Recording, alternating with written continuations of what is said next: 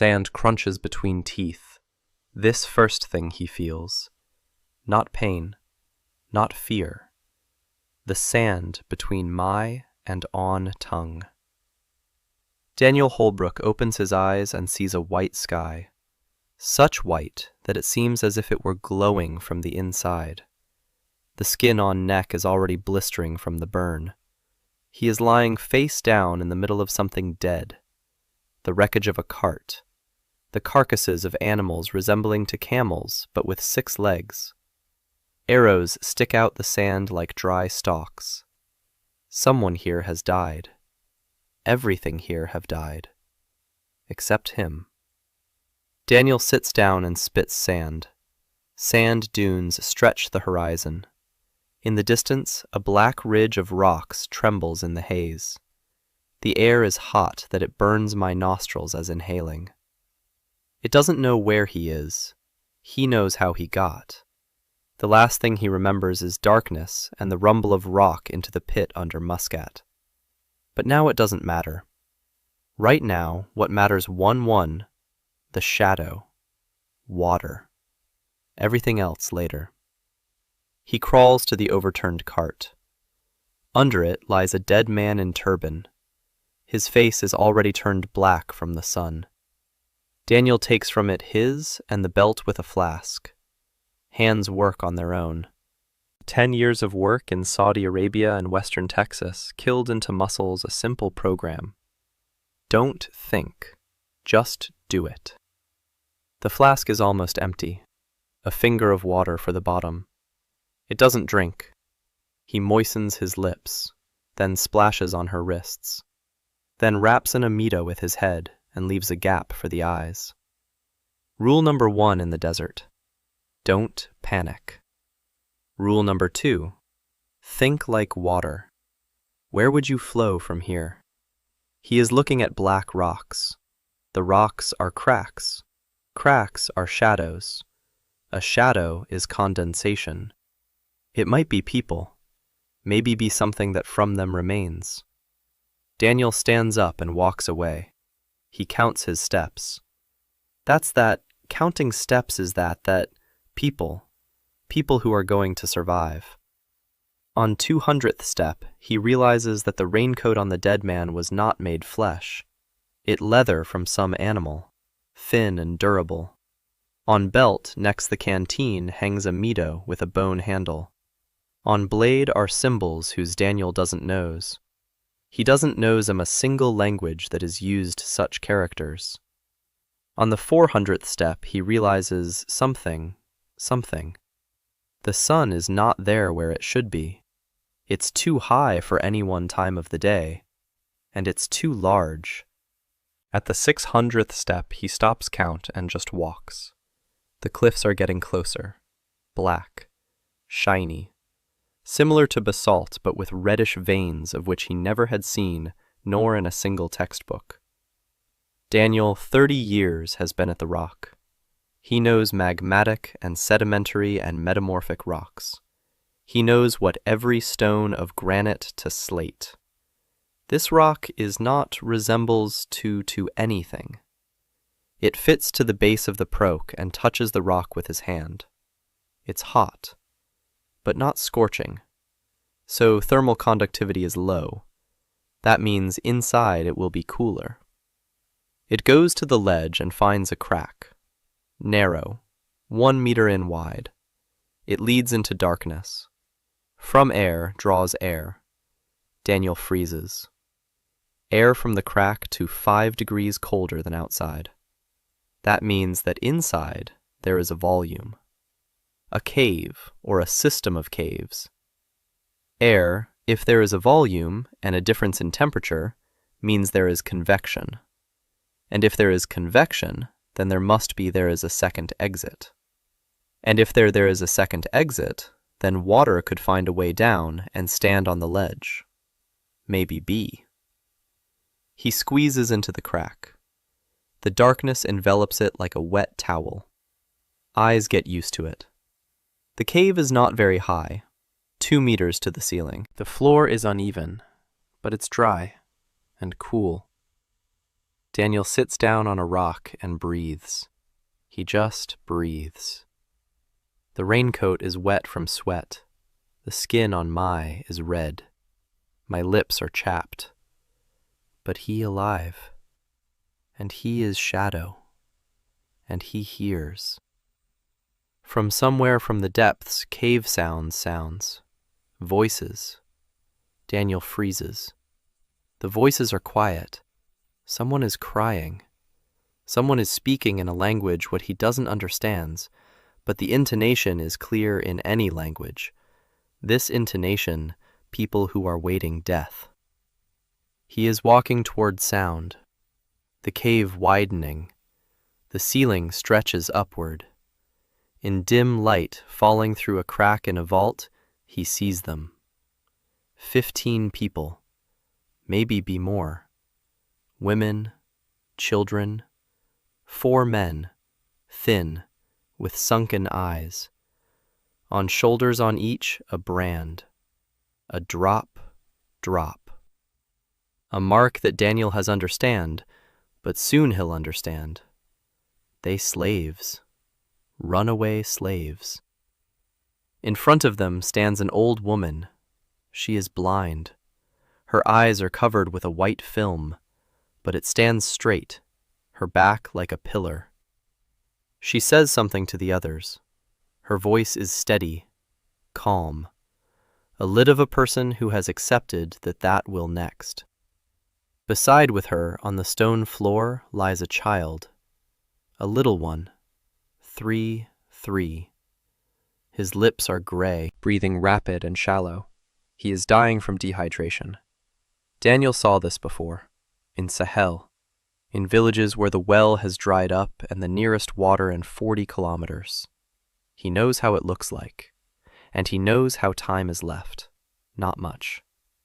The old woman turns her head toward him. She's blind, but can hear his footsteps. She says something, sharply. The men jump to their feet, knives in their hands. Daniel raises his palms, slowly, shows he's empty-handed. A flask, a knife from the dead man, nothing else. One of the men approaches, young, thin, a scar across his entire face. He takes the flask from Daniel's hands and shakes it. He hears a sloshing sound. He looks at the old woman. The old woman nods. The man opens the flask and brings it to the child. Daniel doesn't interfere. He stands and watches. The child drinks, greedily, choking. The woman next to him cries silently. The old woman turns to Daniel again. She speaks. He doesn't understand the words, but he understands the question. Who are you? Where are you from? Why are you here? Daniel points to himself, then to the cave, then down at his feet. He doesn't know their language, but he knows something else. He's a geologist, and this cave tells him what no priest ever could. He steps outside, climbs up onto a rock. The sun hits his eyes like a fist. 20 minutes. He can't take it any longer. He looks down. A black ridge stretches 2 kilometers from south to north. Sand all around. Flat, but not everywhere. South of the ridge, the sand is darker. Just a little, barely noticeable. An untrained person wouldn't see the difference. Daniel sees it. Darker sand means more moisture on the surface. More moisture on the surface means an underground stream is closer. The ridge is an ancient fault. The rock is split vertically. Water from above flows down the fault and hits a water-resistant layer, clay or marl, where it pools like a lens, like an underground lake. The priests don't know this because they're looking for water where it comes to the surface. But they need to look where it doesn't come out, but should. Daniel climbs back down into the cave. He has a plan. He takes a piece of charcoal from the extinguished fire. He draws on the floor. A circle, a line, a cross. He points downward. He holds up 12 fingers, 12 meters. Then he points at the men, 6 of them. He holds up 2 fingers. 2 days. The old woman listens. She can't see his drawings, but she hears him tapping on the rock, how he points in a direction, how his voice grows confident. She says something. The man with the scar translates with a gesture. No, not here. The priests have been searching here for 30 years. There's no water. Daniel shakes his head. He points to a crack in the cave ceiling. Then he runs his finger downward. Water flows this way, but it doesn't come out. So it's down there. It's there, waiting. He pounds his fist on the cave floor and points upward. A fountain. The old woman is silent for a long time. Then she laughs, a short, dry laugh. She says one word. The man with the scar nods and takes a knife, not to threaten, to dig. They start at dawn, 4 men and Daniel. The 5th stays up top on guard. Daniel shows them where to strike, a spot in the far corner of the cave. The rock is softer there, he can tell by the sound, by the way the knife cuts into the stone. Sedimentary rock, compressed sandstone. There should be clay beneath it, and water beneath the clay. They chip away at the rock with bone knives and sharpened sticks, slowly, painfully. Daniel's palms are raw by the end of the 1st hour. By the end of the 2nd hour, they've dug down 1 meter. The rock is getting darker. It's damp. Daniel touches the wall and brings his fingers to his nose. It smells of wet stone, of water. Ancient water that has lain here for thousands of years. He shows the men his wet fingers. They exchange glances. They dig faster. By evening on the 1st day, they're 4 meters down. Daniel is exhausted. The skin on his hands is raw. He can't straighten his back, but he doesn't stop. The child is still breathing, shallow and rapid. At night, Daniel lies on a rock and stares into the darkness. He thinks about 3 things. First, the rock here isn't like the rock on Earth. It's similar, but not the same. Second, the sun is too big. Third, he died in Oman. He remembers exactly how the rock pressed down on his chest and how the air ran out. He died. And now he's here. He doesn't know where this is. He doesn't know why. But the child is dying, and Daniel knows where the water is, and that's the only thing that matters right now. In the morning, they continue. 6 meters. 8. 10. Clay. Dense. Rich.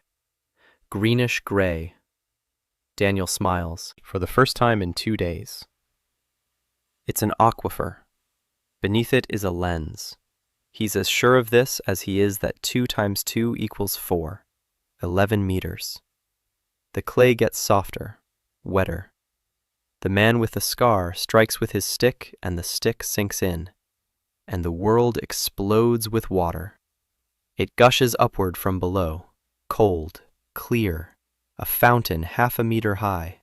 Water floods the pit and flows across the cave floor. The men shout.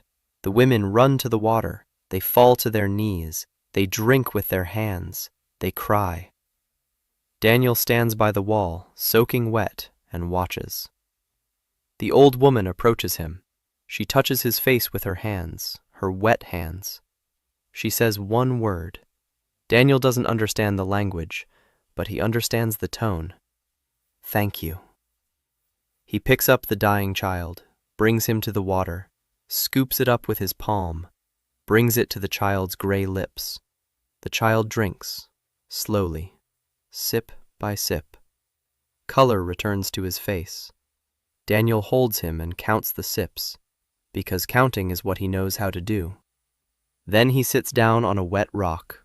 Water flows beneath his feet, cold, clear, ancient water from deep underground. and Daniel Holbrook sits in a cave on a foreign planet and thinks. All right, now I need these people on a permanent basis, and 20 more on top of that. I have a plan. Water is for the third day. The fountain has slowed, but it run dry. A thin stream rises from the well and fills the hole in the rock which Daniel carved in first very evening. Natural reservoir, 2 cubic meters. That's for 15 people for a week, if not spend. Daniel sits on, squatting by the well, and thinks. He's thinking he always the same way, in lists. First, there is there, but it is finite. The lens at the bottom is not infinite. Judging by pressure and the first reserve of approximately 3 years at current consumption. That will be enough, if doesn't grow. But they will grow. Daniel knows. News about water will spread through the desert like the scent of blood. Second, the cave is not suitable for living. There is only entrance, one exit. Any who finds a crack in the rock will find in them. We need to go deeper. We need tunnel. Third, people. 15 people. 4 men capable to work. The rest, women, children, and Leila, who can dig, but can do something more important. She can take charge. Daniel noticed this for the very day. The old woman, blind, but can see people right through. She knows who is tired, who is angry, who is ready to give up. She says one word, and the man with a scar, who is named Tarek, rises and picks up his tool. She says another word, and the women begin share the food. She not need. She has a voice that people listen to. Daniel spends the 4th day on a reconnaissance mission. He is heading deeper of the cave. Behind the well, the rock changes. Sandstone gives way into a dense layer, something similar to limestone but darker, with pores, karst cavities. Daniel is tapping on the wall and listens. No sound. No sound. Ringing. He marks a spot with charcoal. Here behind the wall is emptiness. Maybe it's small. It be not. He is coming back and shows Tarek. He draws on the floor. Tarek watches, nods. They are hitting the wall together. The rest carry rock out. Women place the stones at the entrance to cave. Not just put them together. Daniel showed them how. With a wall, with narrow gap for passage. If someone comes from outside, we'll have to squeeze through alone. And he'll meet him, Tarek, with a knife, in a narrow passage where numerical does not work. By the evening the 4th day, they broke through the wall. On it is emptiness, a real one. Daniel reaches his hand through a burning branch and sees the expanse, 4 meters in high, 7 in wide. It extends into darkness, a karst chamber. Water millions years has dissolved the rock and disappeared. What remained, cavity, dry, cool. Daniel enters and looks around. The floor is even, the walls are smooth, ceiling has no cracks. Perfect. He taps the walls. All are solid, except for one. The south wall rings out. Behind it, there's one camera, or a passageway. Daniel marks and her, then leaves and sits down next with Leila. The old woman sits by the well and listens the water. Daniel draws in front of her on wet stone, although she can't.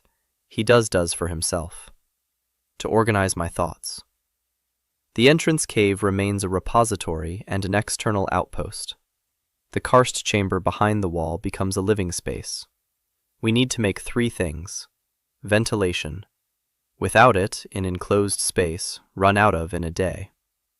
Light. Without it, people will go out of their minds in a week. Sanitation. Without it, diseases will kill faster than the desert. Ventilation. Part 1. Daniel knows the principle. Bad gear. A wind tower. The Persians used them 3,000 years ago. A vertical shaft with separate channels. Hot air from outside rises through one channel. Cool air from the cave is drawn out through another. The pressure difference creates a constant flow. No motor needed. No energy needed. Just a hole in the right place and of the right shape. Daniel climbs up the rock. He's looking for the spot. 20 minutes in the sun. He can't take any more. His skin is already burning. He finds a crack in the ceiling that almost reaches the surface. 3 meters of rock. If he breaks through and widens it, he'll have a shaft leading out to the ridge. The wind on the ridge is constant. Perfect. He climbs down and explains it to Tariq, with gestures, with drawings. Tariq looks at him as if he's crazy, but he grabs a knife and goes to chisel away at the rock. By the end of the first week, the shaft is ready. Daniel hears the air begin to move, a quiet whistle in the crack, a draft. Fresh air flows into the chamber. The hot air rises. The temperature in the chamber drops from 30 to 22. For the first time in a long while, the people breathe deeply. Layla stands by the shaft and turns her face toward the stream of air. She smiles. Daniel thinks about light. He has no mirrors, no glass, nothing reflective except water and the blade of his knife. But he doesn't need a mirror right now. He needs light, any kind. He makes a lamp, a clay bowl, a wick made from strands found in the wreckage of the caravan, fat from the carcasses of dead animals. It smokes, it stinks, but it burns. 4 lamps in the corners of the cell, a dim yellow light. Shadows dance on the walls, not the sun, but people stop bumping into the walls. The children stop crying because of the darkness. It's enough for now. Sanitation. Daniel chooses a corner of the tent, far from the entrance and the well. He digs a hole, a deep one. He shows the women, only here, nowhere else. Cover it with sand after each use. The women look at him. Some laugh. Daniel doesn't smile. He saw dysentery wipe out a camp in Chad in 10 days. 200 people. Because no one thought to dig a pit far enough away from the water. He won't let that happen here. The second week. People are settling in. The cell is becoming a home. The women scrape the floor until it's smooth. One of the men, named Raid, is making shelves in the walls. He's carving niches into the soft limestone with a knife. Daniel notices this and takes note. Raid has good hands, precise. He'll be needed later. The children play in the tunnel between the cave and the chamber. They run, they shout. For the first time in a long while, these are the sounds of normal childhood. Layla organizes daily life. Daniel doesn't understand her language, but he sees the results. Food is divided equally. Water is rationed on a schedule, a sip for everyone 3 times a day. No one argues.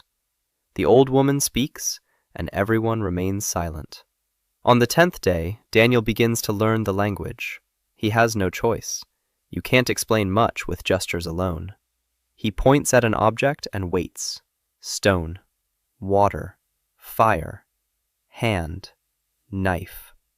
A woman named Fatima, who carries a child on her hip, turns out to be the best teacher. She is patient. She repeats the words 10 times. She corrects his pronunciation. She laughs when he mispronounces the sounds. The language is guttural. It has clicks. It's harder than Arabic. But Daniel had worked with Saudi and Omani drillers for 10 years. His ear was used to it. By the end of the second week, he knows 50 words. Water, stone, dig, up, down, dangerous, far, close, hot. Enough for the job. On the 15th day, new people arrive.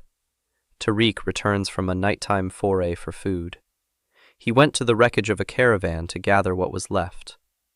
Instead of food, he brings back 3 people, a man and 2 women. emaciated, a drop-shaped brand on their shoulders. Runaway slaves.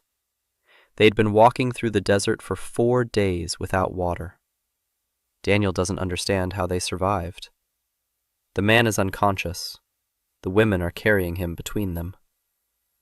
Layla takes them in without asking any questions. Water. Shade. A spot by the wall. Daniel looks at this and realizes there will be more, and more, and more. The desert pushes people out just as the earth pushes out water, downward and outward, toward any place where they can breathe. By the end of the 2nd week, there are 18 of them. By the end of the 3rd week, 22. Daniel no longer sleeps. He's counting. Water. Air. Space. 22 people in a 7 by 4 meter cell. Crowded, but bearable. 22 people at the current water consumption rate. The lens will hold out, but every new person means 1 month less from the 3-year supply. If there are 50 of them, the supply will shrink to 1.5 years. If there are 100, to 8 months. He needs a second well, or he'll have to stop taking in people. Daniel stands at the entrance to the cave at night. The stars are unfamiliar, not a single familiar constellation. The air has cooled to 25, a luxury after the 55-degree heat of the day. He thinks. It's impossible to stop taking in people, not because Layla won't allow it, but because he himself won't be able to. He saw a child with gray lips. He won't forget.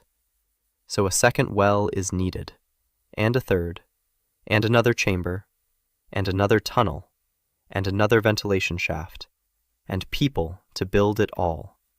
And for that, he needs tools. And for tools, he needs metal. And for metal, he needs a sortie. Daniel closes his eyes. The list is growing. It's always growing. He opens his eyes and goes to wake Tarek. He has a mission for the morning. The first foray for metal just almost kills him. Tarek says about abandoned mine in a couple days' journey to north. Copper mine. Old. It belonged to some clan that was massacred 5 years ago. No one there goes. The desert all is open. There rocks nor shadows. 2 days there, 2 back, 4 days to in the sun for a person whose skin turns into meat through 2 hours. Daniel knows that he make it, but he must go on his own. That's that Tarek doesn't knows how a copper ore, doesn't knows the difference between malachite and azurite, don't knows what rock is for tools and which will crumble after the first blow. They go out at night, Daniel and Tarek, and raid with precise hands. 3 flasks of water for person. Here into the darkness. The stars shine and alien. Moons, 2. One is large reddish. The second is small white one. Daniel tries not think about 2 moons. Every one time when he thinks about them, something inside begins slip. Just if the floor under your feet became sloped. Not right now. Now he is counting his and conserves water. At dawn they find shelter, a ledge of the cliff. Small, shadow over 4. They sit all day. They drink a sip at hour. Daniel turns inna and sleeps, or tries to. The heat seeps through and presses on the body like a hot palm.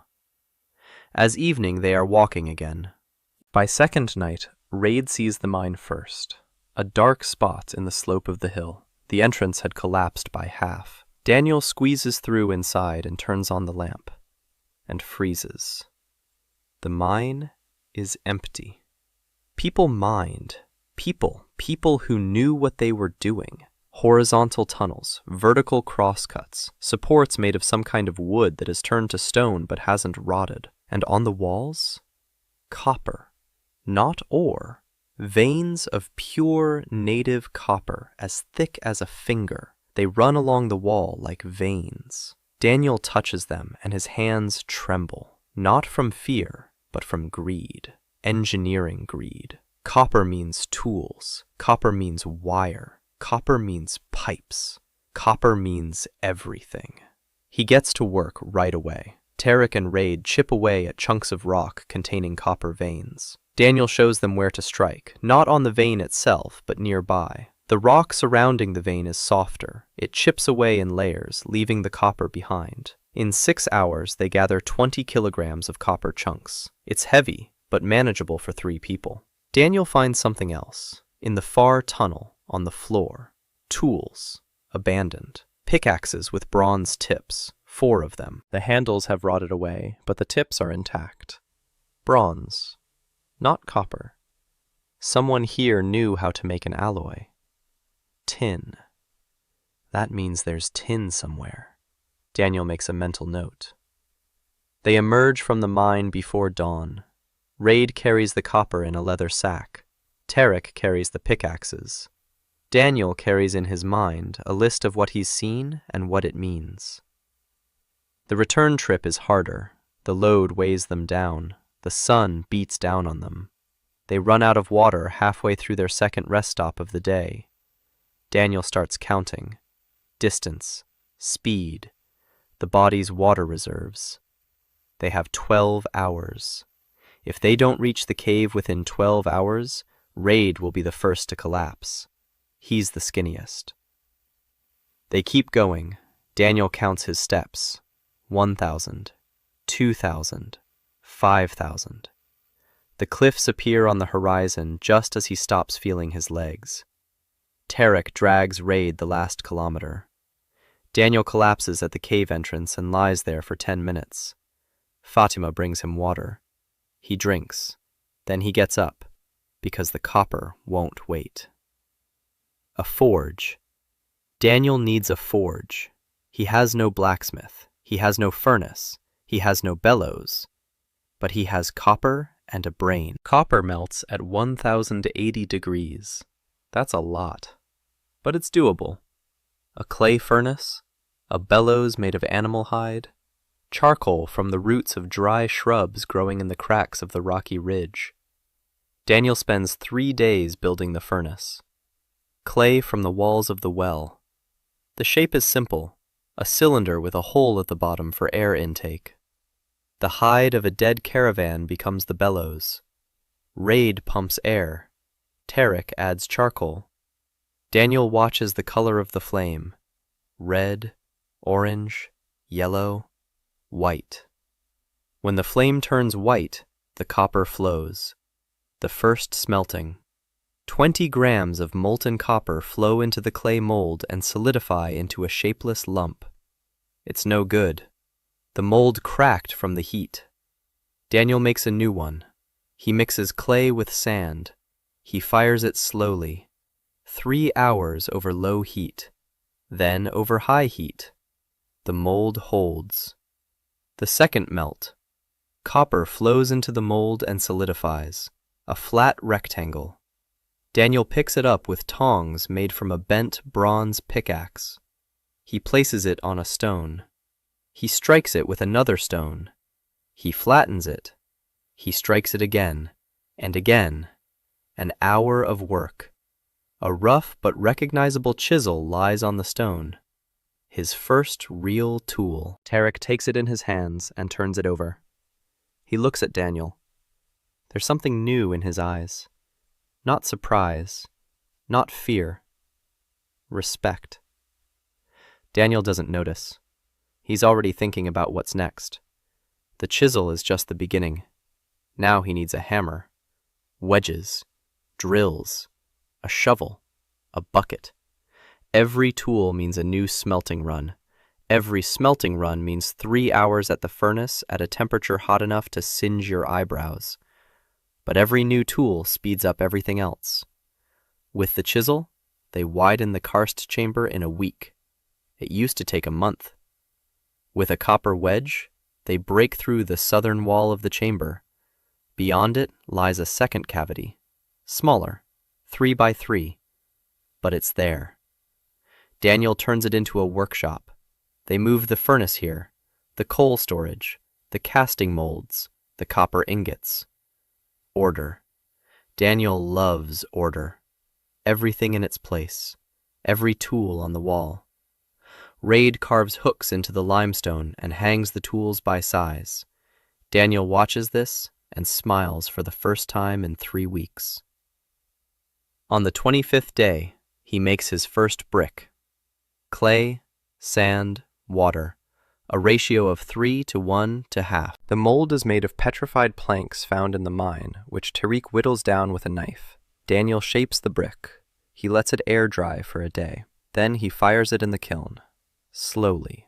6 hours. The temperature rises gradually. If it rises too quickly, the brick will crack. If it rises too slowly, it won't set properly. Daniel watches the color. He knows what color a proper brick should be. Reddish-orange. It rings out clearly when tapped. Solid. The first brick turns out perfect. Daniel picks it up. It's still hot. He carries it to Layla. He places it in her hands. The old woman feels it. Smooth sides. Even corners. She presses the brick against her cheek. She says something quietly. Daniel already understands enough words. She says, "House." He nods, even though she can't see him. He speaks in her language, haltingly but clearly. "The first brick of your house, Grandma." Layla is silent. Then she places the brick on the floor next to the hearth, carefully, as if it were a sacred object. Daniel steps out of the cell. He stands in the tunnel. He stares into the darkness. He thinks of his mother, who died when he was 12, of how she used to put a hot stone in his bed during the winter in Houston, of how he's never told anyone about it. Then he rubs his face with his hands. He returns to the workshop. He picks up the mold. He makes a second brick. The first month ends, and the cave ceases at a cave. It becomes something else. Daniel, for now, doesn't know how to call it. There are already 22 people. Every 3 or 4 days, Tariq brings someone new person. Escaped slaves who are wandering through the desert toward rumors of water. The rumors spread faster than Daniel wanted, but he can't stop them. People who have found water in the world where water is more precious blood, they will say about it. This law of that, just immutable as pressure on the horizon. Daniel is expanding the chamber. He drills the third wall. Behind it is a long, narrow passage into soft rock, a natural fracture. Daniel widening it to 2 meters in width and 2.5 in height. The first real tunnel, 20 meters in long. The walls are reinforced with masonry every 3 meters. Arches. Daniel makes them from wedge-shaped bricks. Castle keystone at the top. Load. The Romans built it thousand years ago. On Earth. Here there's it knows. Tariq looks at the first arch and touches the keystone. He doesn't believe that it's worth it. He pushes it. It's worth it. Daniel explains. Each brick exerts pressure on the one next to it. The one next to it presses on the wall. The wall is pressing against the rock. The entire force is directed downward and to sides. Nowhere go disappears. It just changes direction. Tariq listens. He doesn't understand physics, but he remembers how to lay bricks. In the tunnel, Daniel begins to digging a second living chamber. More than the first. 6 meters by 8. The ceiling, 3 meters. He needs height. That's that he's going to ventilation for real. Not a single vent, but system. Supply duct and exhaust duct. Separate to maximum distance. The supply leads to the north side of the ridge. There the wind is colder. Exhaust towards south. There the wind is hotter. The difference in temperature creates a draft. Air enters from the north. It passes through the chamber. It exits towards south, all the time, without stopping. When the system started, the temperature in the new chamber dropped to 20 degrees. On the street 53. Women who are moving to a new cell touch the cold walls and exchange glances. One of them asks Daniel how he does it. He replies, "The stone does not make cold. Stone absorbs heat. There's a difference." She doesn't understand, but she feels cool, and that's enough. Light. Daniel thinks about light every day. Oil lamps smoke and burn through the scarce oil. He needs light from above, sunlight.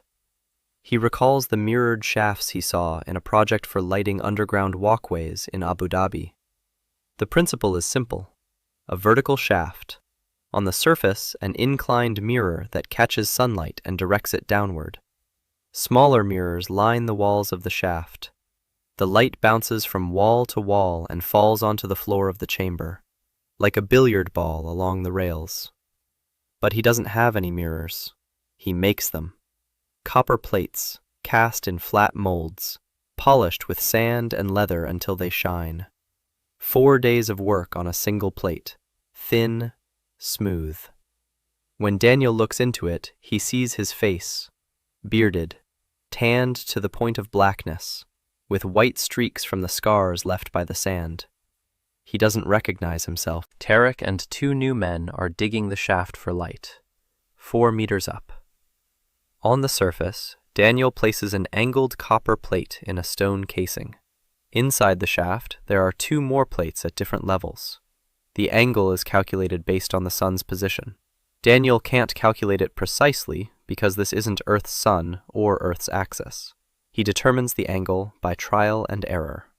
3 days of adjustments. A 1-degree turn, a descent, a check, a climb back up, another 1-degree turn. On the 3rd day, he gets it right. A beam of light falls into the chamber, golden, warm. A patch on the floor the size of a dining table. The children who were playing in the corner freeze. Then they run toward the light. They fall into it. They scream. They laugh. They roll around on the warm stone within the golden patch. Daniel stands to the side and watches. The light moves throughout the day.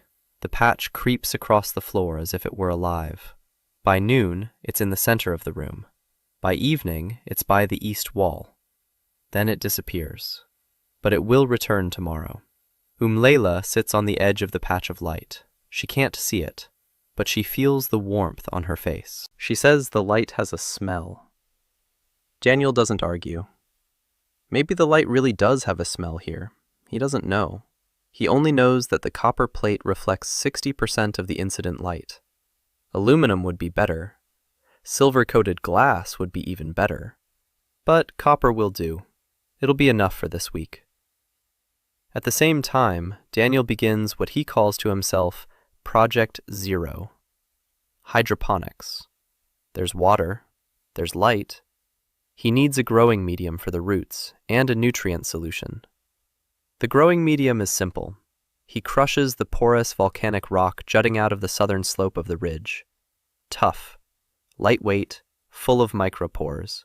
It perfectly retains moisture and air around the roots. The nutrient solution is trickier. On Earth, he would have gone to a store and bought a bag of fertilizer. There are no stores here, but there is the urine of 32 people. Daniel isn't joking when he explains this to Tariq. Human urine contains nitrogen, phosphorus, and potassium, the 3 main elements for plant growth, in the right concentration.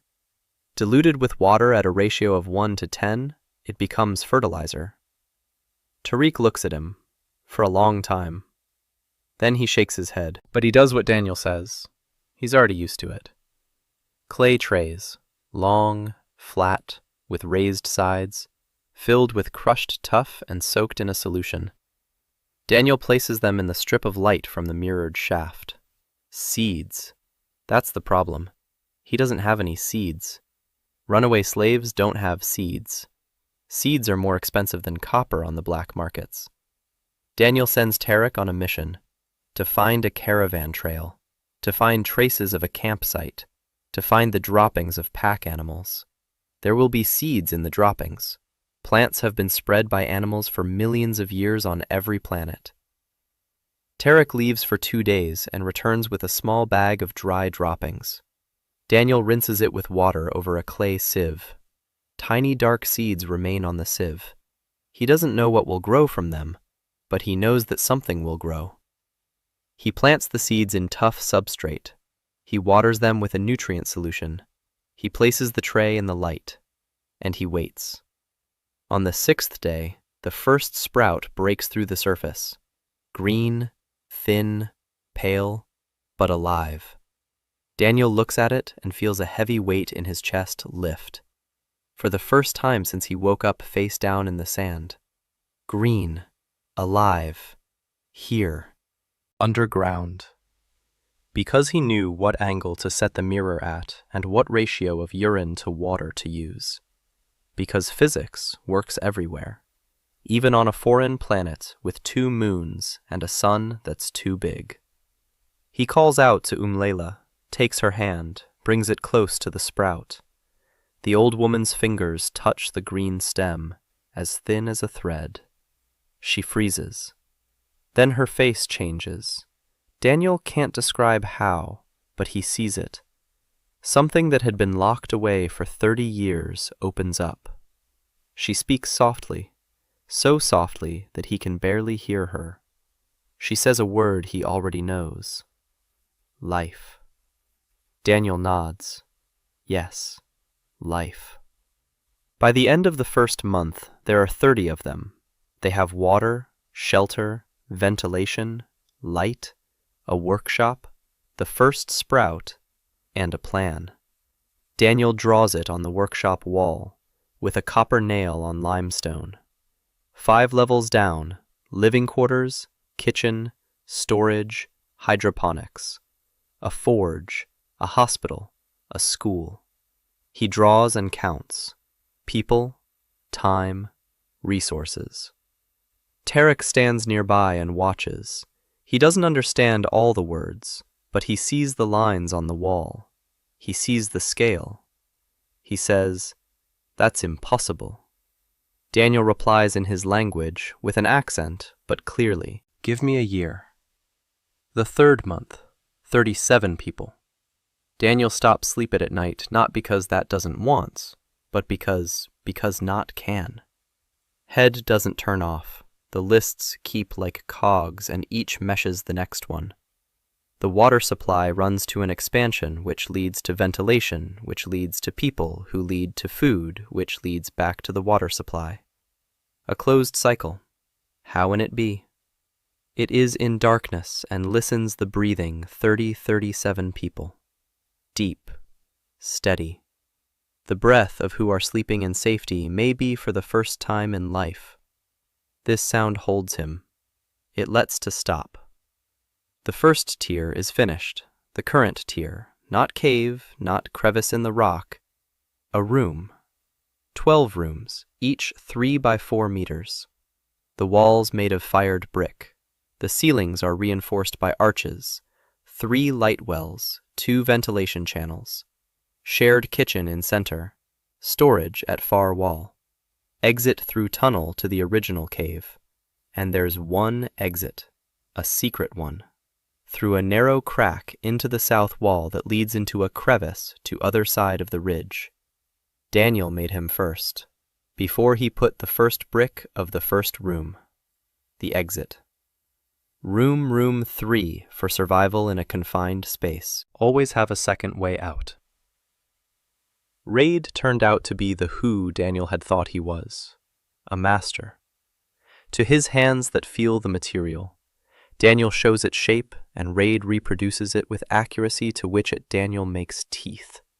Straight corners, smooth surfaces, every brick is fitted to the adjacent so tightly that between them couldn't to slip a blade. Raid doesn't know the word perfectionist, but he alone. Daniel appoints him as the senior bricklayer and gives him 3 disciples, young ones, quiet, ready to repeat one movement 100 times until it works. Raid teaches them silently. He shows them. He waits. If the student places a brick crookedly, Raid takes out it and puts back in his hands. Without words, the student understands. he repeats it. Tarek is something else. He is now in charge of the surface. Night raids, reconnaissance, search people, search resources. 2 times a week he goes out with 2 or 3 people and returns before dawn. Sometimes with people, sometimes with bags. Copper from the mine, hides, bones, dried roots. Once he brought a piece of iron, a rusty of something. Maybe be the tip of spearhead. Daniel was holding it in his 10 minutes and smiled. Iron. The real thing. Not copper. Iron can be tempered. Iron can be sharpened. Iron tools in 10 times stronger than copper ones. But for iron requires a temperature that its clay kiln provides. 1,500 degrees. You need coal. Real coal. Not bushwood made cracks. A tree. Or stone coal. Daniel notes this on the list and moves on. Hydroponics is growing. Literally. Sprouts from the litter turned out to be something similar to legumes. Long stems, wide leaves. After 6 weeks, the first pods. Inside, flat green seeds. Daniel tries one raw. A little bitter. Hard. But edible. Fatima cooks them in water, and the result is a porridge. Thick. Filling. First hot food not from dried meat and roots. Children eat and ask for more. Daniel expands the garden beds. 6 trays instead of 2. You need more of growing medium. You need more light. It is building a second mirror shaft, then a third. Each requires 4 copper plates. Each plate, 4 days of polishing. Raid makes it himself. His students, still not ready. Another problem. Seeds. Legumes from manure is good, but Daniel needs some variety. He needs leafy greens, root vegetables. Ideally, something with vitamin C, because that, after half a year on a monotonous diet, scurvy. Tarek says that in the eastern caravan route is a place where merchants stop. Not an oasis, a stone landing, intersection paths. There you can find traces of the caravan, or even come across one, Daniel thinks. To meet a caravan means to be seen. To be seen means to be found. To be found means to be killed.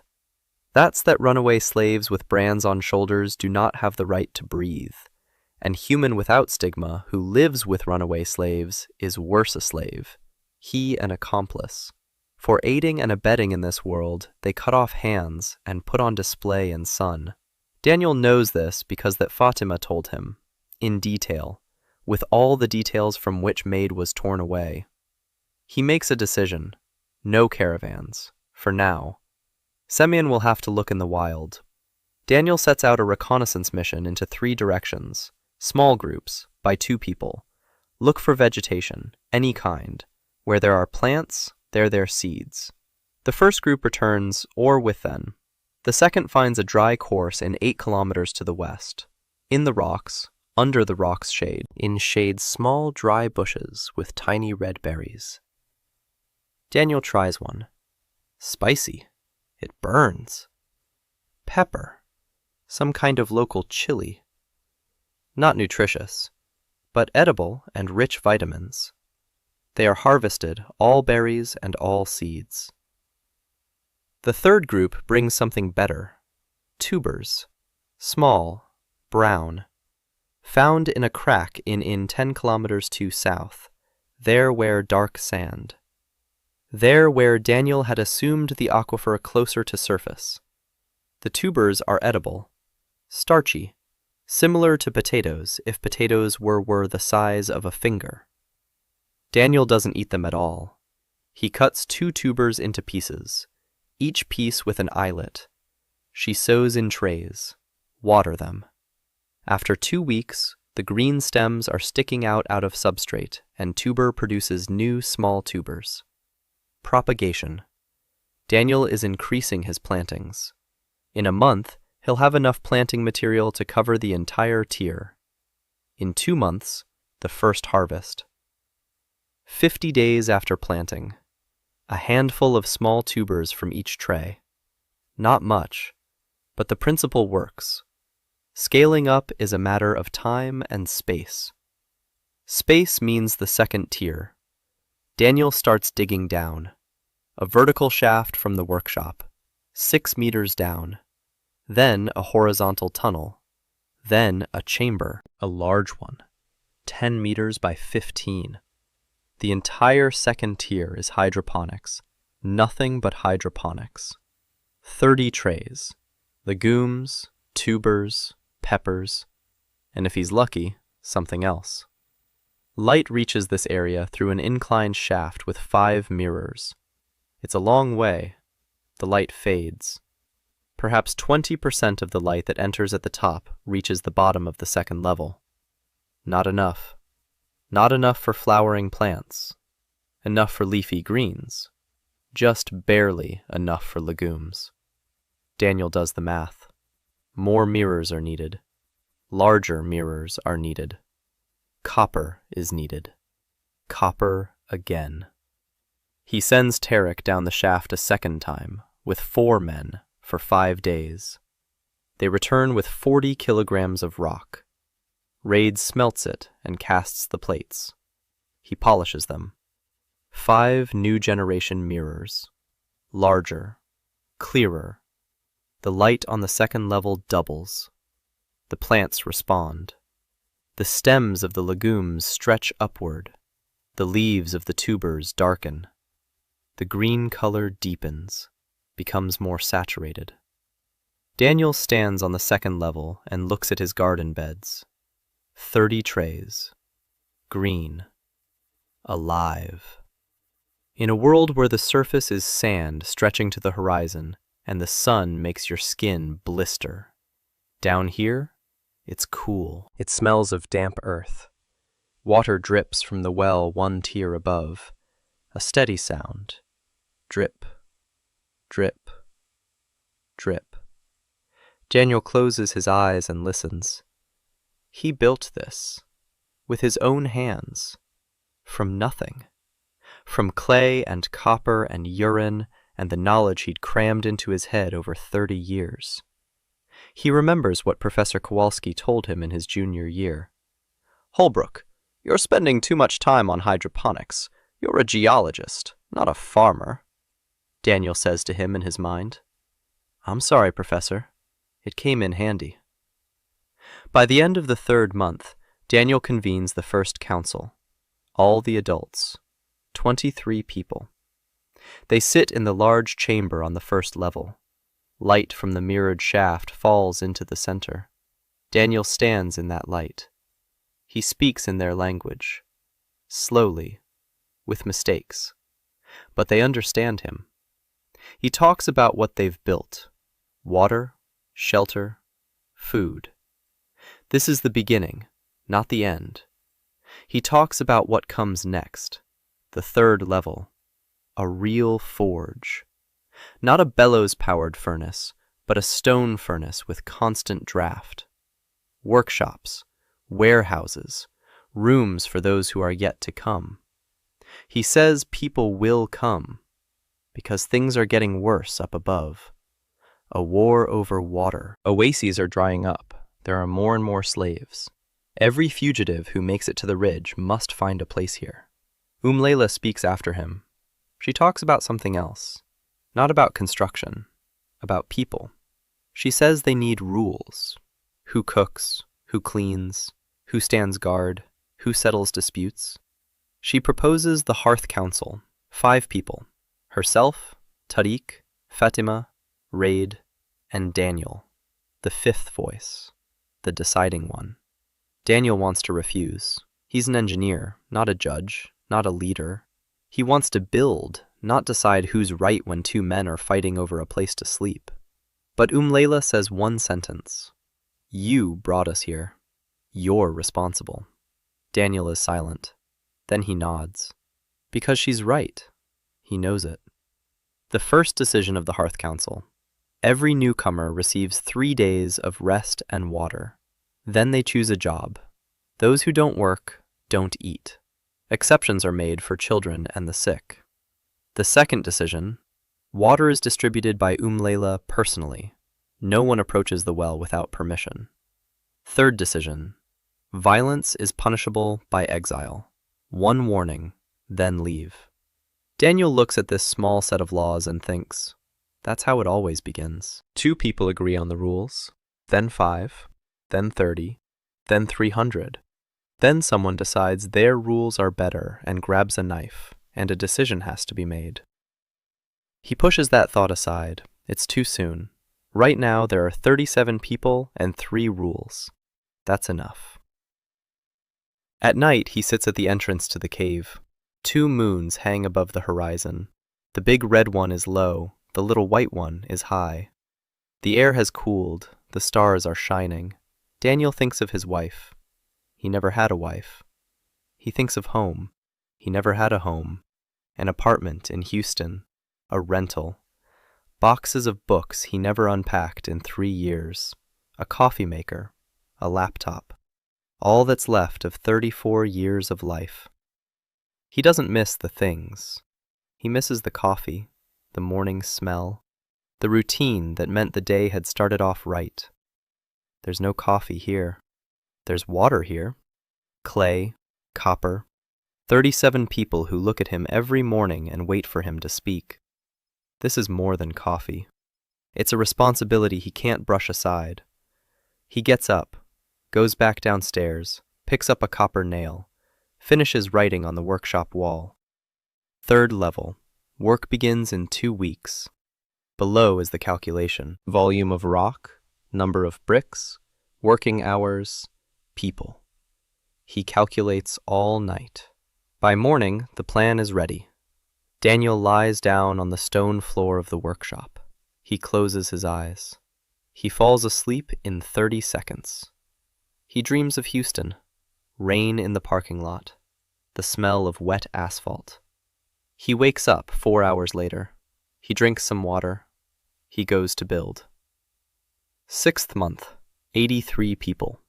Daniel thinks them every morning, not because that he forgets, but that the number changes every week, sometimes every day. Tarek brings people in groups by 3 to 5. One day brought 12 one night, a whole family. A man and his wife and 4 children, and plus 6 of them village. The village was burned down by the Akhmet of Sultan Khazar al-Wadi for failure to pay water tax. A man was his in his 3 days across the desert. The child survived. The man fell at the entrance to cave and did not get up for 2 days. Mei Cho, back then, had yet. Fatima, water, shadow, time. 3 remedies that work when nothing others. Daniel stops remember names. He is at himself for this. But my head isn't enough. 3 tiers, 6 ventilation shafts, 2 wells, 32 trays hydroponics, smithy, warehouse, 12 residential rooms on 1st level and plus 8 on the 3rd.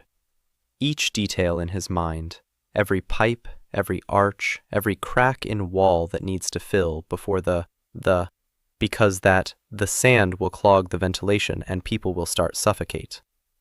Names are not fit. Layla remembers everything. Every name, every child, every mother. She goes through tier and talks. He touches the walls. He touches faces. People reach out toward her like roots toward water. Daniel is building walls. Layla is building inside them a house. He says to that one evening. She laughs and replies, "Walls without a house is a prison, son. Home without walls is a dream. You need and that and the other." Yasmina appears at the end of the 5th month. Tarek finds her in 3 days' journey to east. 1. Without water. In tattered silk dress which once cost more than all copper in Daniel's workshop. At his burns from sand. On wrists, traces of ropes. On her, a golden collar with the sultans of Sultan Qasr al-Wadi. Tarek brings it on his back. She is conscious. Fatima gives her 2 days. On 3rd day, Yasmina opens her eyes, and the first thing she says is a command. Water. Not a request, an order. With a voice that was used to command. Fatima gives her water. Yasmina drinks, then looks around. The walls made of brick, light from above, coolness, greenery and trays in the adjacent shelf, the smell of damp clay. She asks where she is. Fatima says, under the ground, in safety. Yasmina laughs, a sharp, dry laugh. She says that safety doesn't exist. Daniel meets her on the 4th day. She is already walking. It's in the mirror elevator and looks up at a spot of light. Daniel approaches. She turns around. She appraises him with her head to feet. How do they the product in the market? She is trained to do this. 7 arts of the harem: calligraphy, arithmetic, poisons, languages, music, strategy, sex affairs. She sees a man with sunburned skin in dirty linen shirt, with hands covered burns from the horn and calluses from the rock. She says in the language of the elevated, pure. Daniel understands half of it. She asks who he is. He answers, an engineer. She doesn't know that word. He says, a person who builds. She looks around. Walls, arches, light, water. It says that not single builder who she knew could do that. Daniel shrugs his shoulders. He says that she didn't know the right builders. She looks at him once more, with a different perspective, not as a product, but as a challenge. Yasmina doesn't work for the first 2 weeks. She observes. She walks through the aisles. She listens to conversations. She counts people. She memorizes who's talking to whom, who's listening to whom, and who can't stand whom. Daniel notices this. He recognizes reconnaissance when he sees it. He doesn't interfere. On the 15th day, Yasmina comes to his workshop. She sits down on a stone bench. She speaks. Your community will fall apart in 3 months. Daniel stops polishing the mirror. He looks at her. She speaks in an even voice, without emotion, as if delivering a report. The old slaves from the Layla clan don't trust the new ones. The new ones don't trust anyone. Women from different sultanates can't share a kitchen because each sultanate has its own dietary laws. 2 men from the latest group were overseers before they became fugitives, and the former slaves recognized them. They remain silent. For now. A teenager from the last group of 5 steals food. 3 men aren't working because they believe digging is women's work. Daniel listens. Every word is like a chisel striking soft rock, precise, deep. She sees what he doesn't see, because he looks at the walls, and she looks at the people. He asks, what to do? She says, split up the kitchen, 2 shifts, different hours. Have the old and new workers labor together, not just side by side. People digging the same tunnel trust each other faster than people sleeping in the same room. Send the former overseers to do the hardest work, not as punishment, as atonement. They must earn the right to be here, and everyone must see it. Don't punish the thief. Give him a job in the kitchen. Those who feed others don't steal. Don't force the men who don't dig. Put them on guard duty. Guard duty is men's work in their view. They'll stand with pride, but digging would be a disgrace. Use their pride, don't break it. Daniel listens and thinks. She's right, on every point. He'd spent 3 months on walls and pipes and forgotten that inside those walls live people who are afraid, who hate, and who hope. An engineer who forgets about people isn't an engineer. He's a digger, he says. I need help. Yasmina looks at him. He says, I don't know how to do what you do. I see rock. You see people. I need your eyes. She is silent. Then she says, in the palace they listened to me because I was beautiful. Here, I'll speak because I'm smart.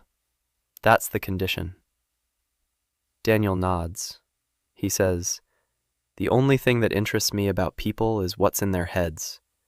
Everything else is their business. Yasmina stands up. She leaves. An hour later, she's sitting in the kitchen talking to the women. By evening, the kitchen is divided into 2 shifts. By the end of the week, the thief is working as a cook and has stopped stealing. By the end of the 2nd week, the former overseers are hauling rock on the 3rd level and falling into a death-like sleep from exhaustion. They're too tired to hate anyone or to be hated by anyone. Daniel watches and learns. Yasmina is rebuilding the community just as he is rebuilding the tunnels. Exactly. Prudently. Without any unnecessary movements. A month after her arrival, the community stops falling apart. The cracks are mended. People work together, not because they love one another, because the structure forces them to depend on one another, like bricks in an arch. Each one supports the one next to it. Take one away, and it will collapse. Daniel brings her a clean sheet of paper, real paper. Raid has learned to make it from soaked fibers of shrub bark. Rough textured, but you can write on it. A set of inks. Ink made from soot and gum. Daniel places it in front of Yasmina and says, I need a map. All the oases on the continent, political borders, waterways, caravan routes, trade connections, who's at war with whom, who pays whom, who hates whom. No one but you knows this. Take as long as you need. I won't bother you. Yasmina looks at the paper, then at the ink, then at him. Her hands are shaking. Daniel doesn't understand why. Then he realizes. No one has ever given her a task that was actually her job. Not just for show, not just entertainment for her master. A job. A real one. One that's needed. One that's important. One that no one else will do. She takes the paper and goes to her room. She doesn't come out for 2 weeks. Fatima brings her food. Daniel doesn't go in. He said he wouldn't interfere. He keeps his word. After 2 weeks, Yasmina comes out. Dark circles under her eyes, her fingers stained with ink, a bundle in her hands. She unwraps it on the workshop floor. A map. Daniel sits down on the floor and looks at it. He stares at it for 10 minutes without moving. The map is perfect. 7 sultanates, borders, oases, caravan routes, trading hubs, water sources with notes on flow rates that Yasmina remembers from the vizier's conversations at court. Military garrisons, alliances, enmities, weak points, everything. On a single sheet of rough paper, drawn by hand with a precision the Sultan's military cartographers could never have dreamed of. Daniel looks up at Yasmina. She stands upright, her chin raised. She's waiting for his assessment, but not like a concubine waits for her master's approval, more like a master waiting for recognition from another master. Daniel says one word. Perfect. Yasmina doesn't smile, but something in her face changes, something very small, like a crack in a wall through which light begins to seep. Noura arrives at night, alone, without belongings, barefoot, covered, blood on hem. Tarek finds her at the northern entrance. She is sitting on a rock and looks into darkness. He isn't crying. He doesn't speak. He sits. Tarek brings her inside. Fatima gives water. Layla sits next to her. She waits. Noura remains silent 3 days. On 4th, he speaks. Quietly. Monotonously. As if telling someone else's. She a novice of the water priestesses. Saka. She's 17. She can sense water. This a rare gift. 1 in 100 novices is born with it. The priestesses protected it. They taught her. They prepared her for the ritual to seal the well. That is simple. The priestess with a gift enters into well. Her blood mixes with water. The well is sealed forever. The priestess does not come out. Noura realized that meant sealing for a week before the ritual. Do not from books, from the eyes of the priestess who was her a decoction and stroked her head and said that it an honor. Noura saw in those eyes pity, not pride, pity. And she ran. 3 weeks across the desert. She fed on dew and rocks at dawn. It rained at night.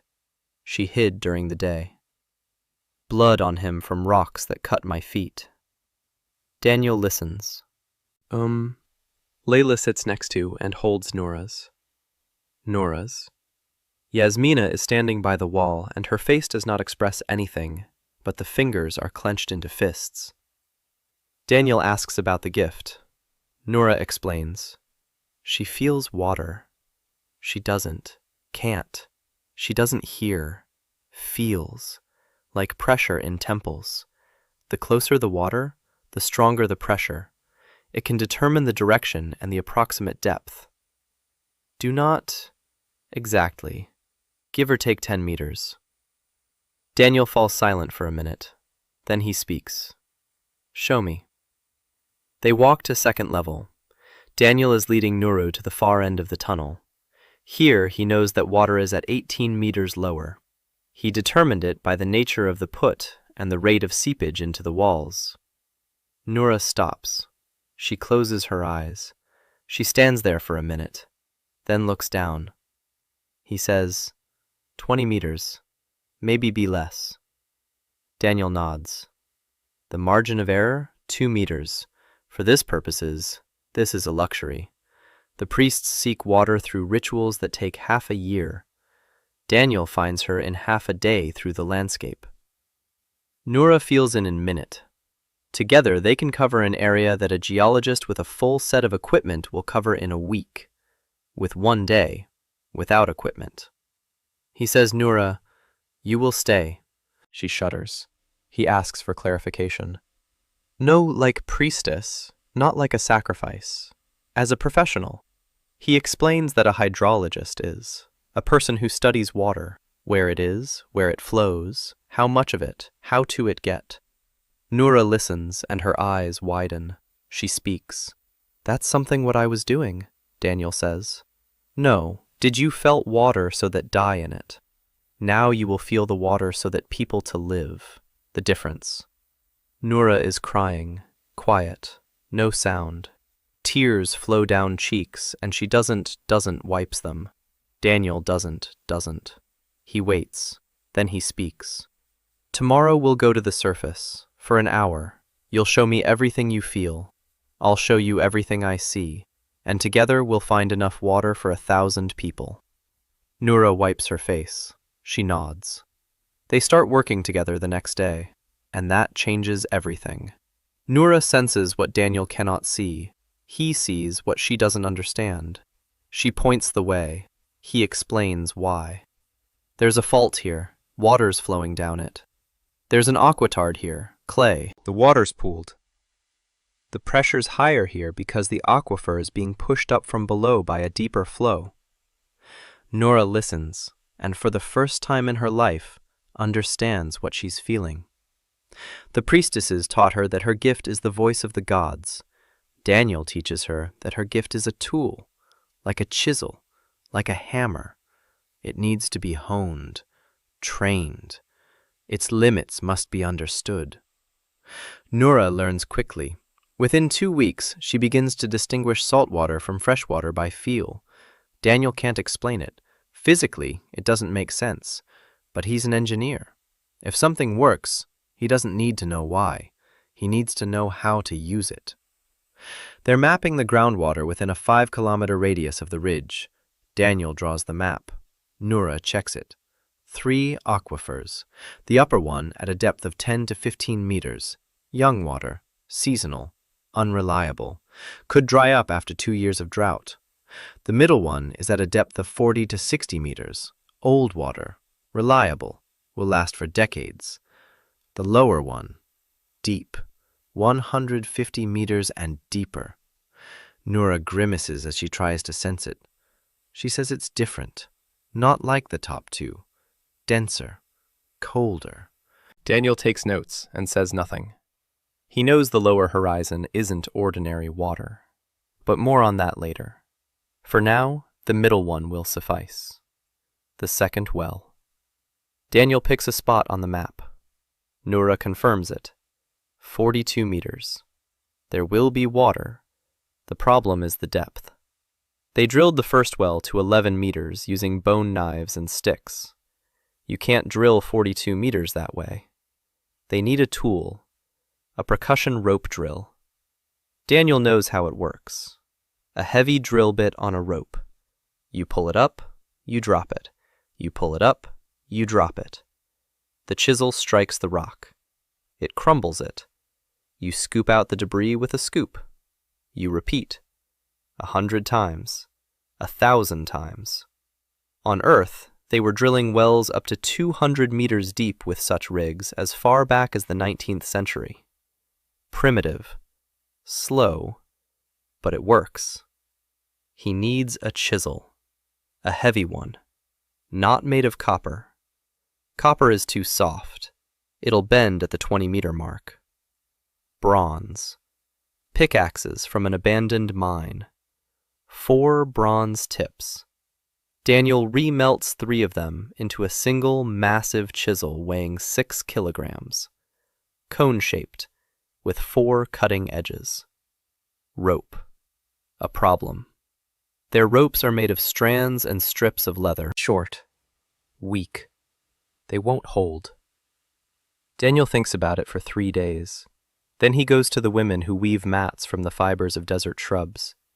He looks at their work. The fibers are long, flexible, tear-resistant. He asks them to weave a rope, not a mat, a rope. 3 strands, each made of 20 fibers, twisted and braided. The women weave for 3 days. The result is a rope 50 meters long. Daniel tests it. He hangs a 20-kilogram stone from the rope. It holds. Good. The frame. Wooden. Made from petrified planks from the copper mine. Tarek brings more. Daniel assembles a tripod. 3 legs, a crossbar on top. A block of smooth stone with a groove. The rope goes through the block. A chisel on one end, a lever on the other.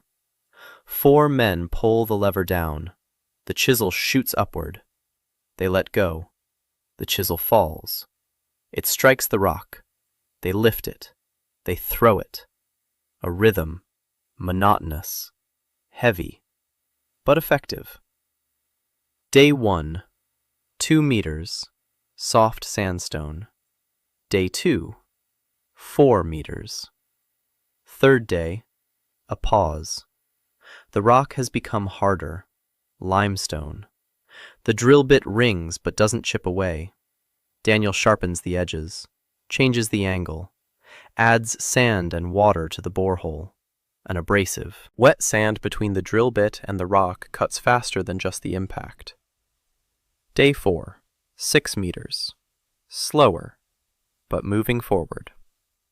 Daniel reinforces the borehole walls. Clay rings. Fired. Each ring is half a meter high. He lowers them down, stacks them one on top of the other. The walls won't collapse. The rock won't fill the borehole. It's safe. He remembers how he died. the collapse of the pit wall in Oman. He won't let that happen here. On the 15th day of drilling, the bit reaches 40 meters. Daniel lowers the bucket. He scoops. It's wet at the bottom. Water begins to seep out. At 42 meters, the well fills up, slowly, but surely. Daniel checks the water. It's clear, cold, odorless, fresh. Noura stands nearby and smiles, for the first time in all the time he's known her. She said 42 meters.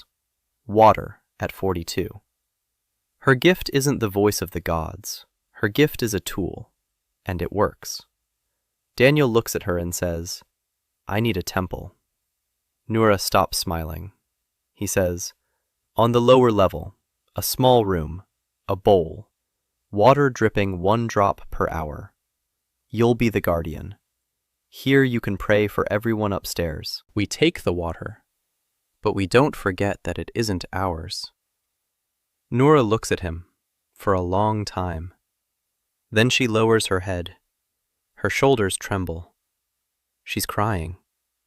Not out of fear, not out of grief, out of something for which Daniel has no word in the local language. In English, he would know it. Relief. When something that's been weighing on you from the inside for years finally lets go. Year 1. 247 people. Daniel is standing in the center of Mirror Atrium and looks up. The last flap is still in place. Copper plate on hinge made leather. 1 pull and the light will come in.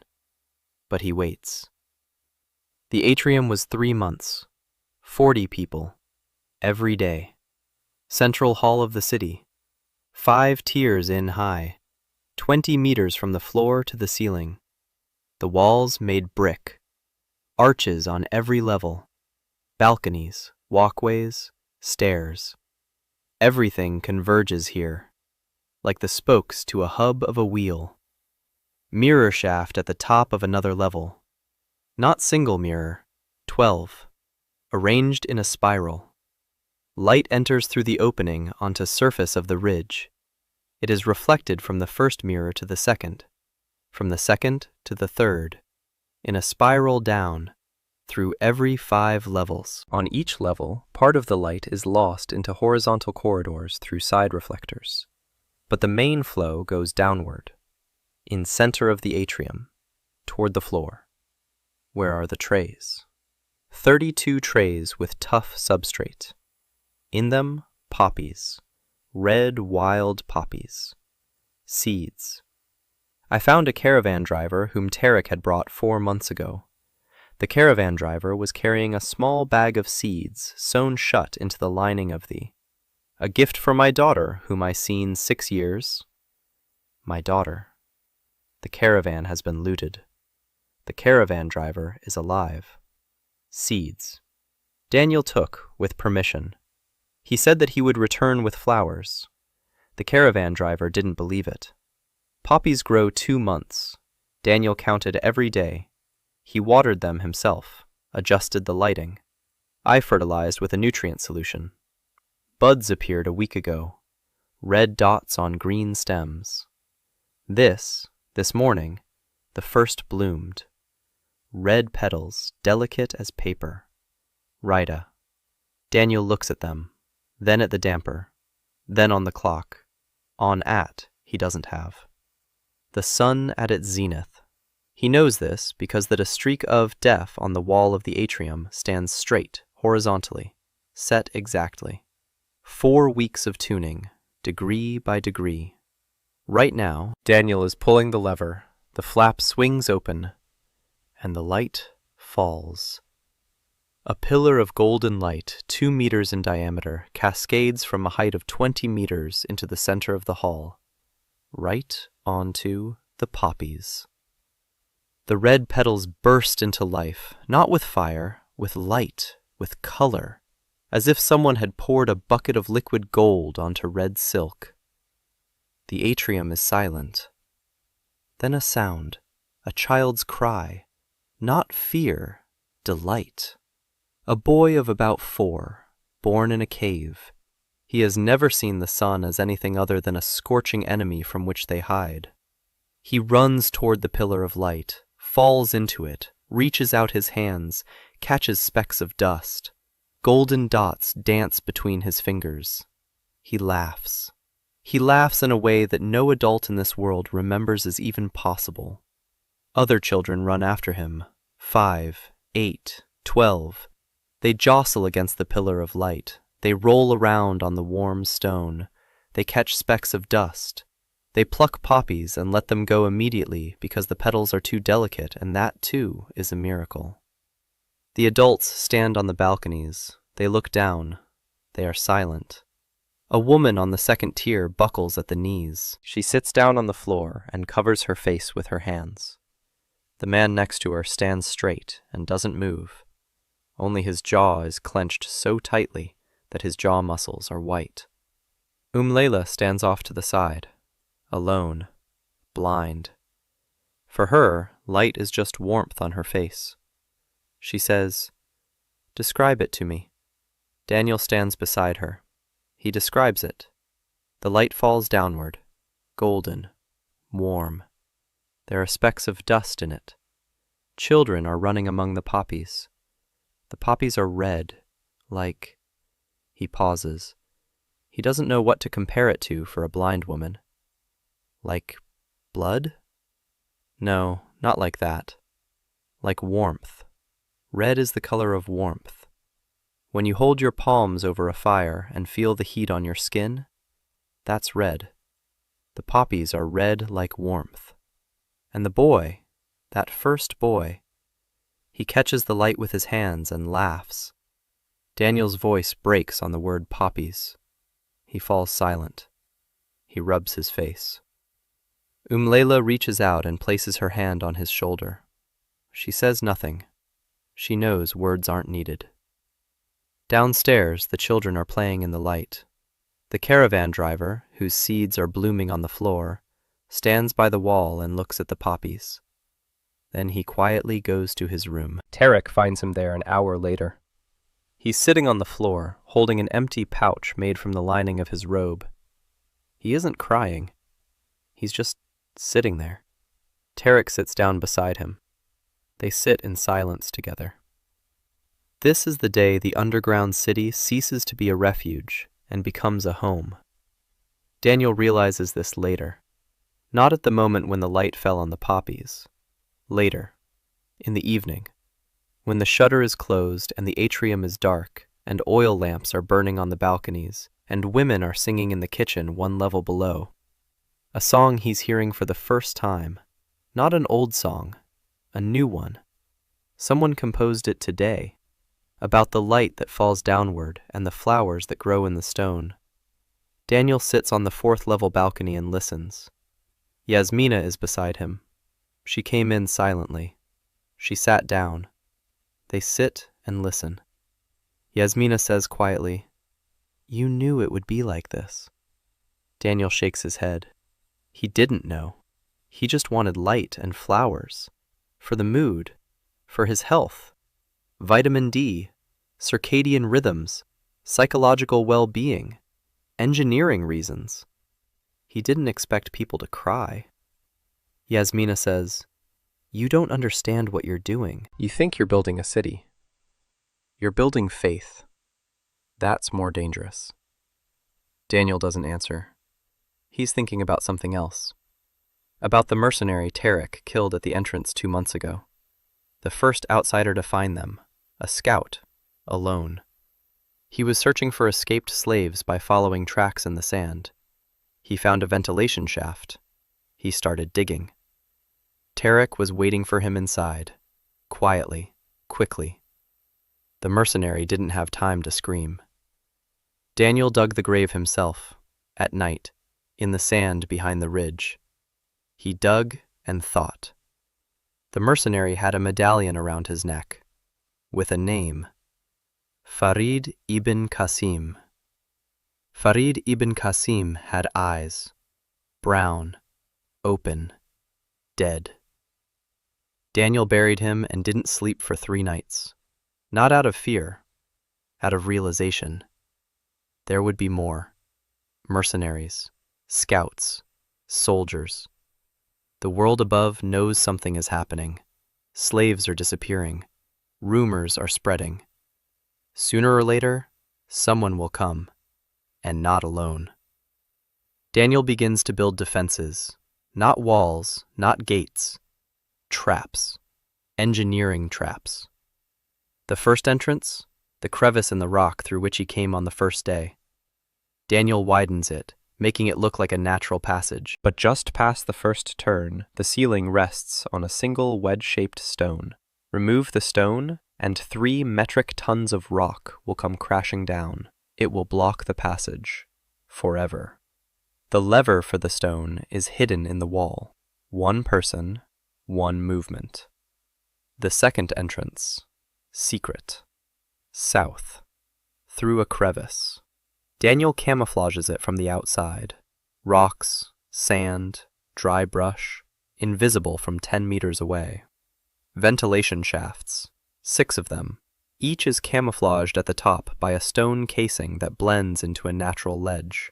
From the inside, each is equipped with a shutter, a hinged copper flap. It closes in a second.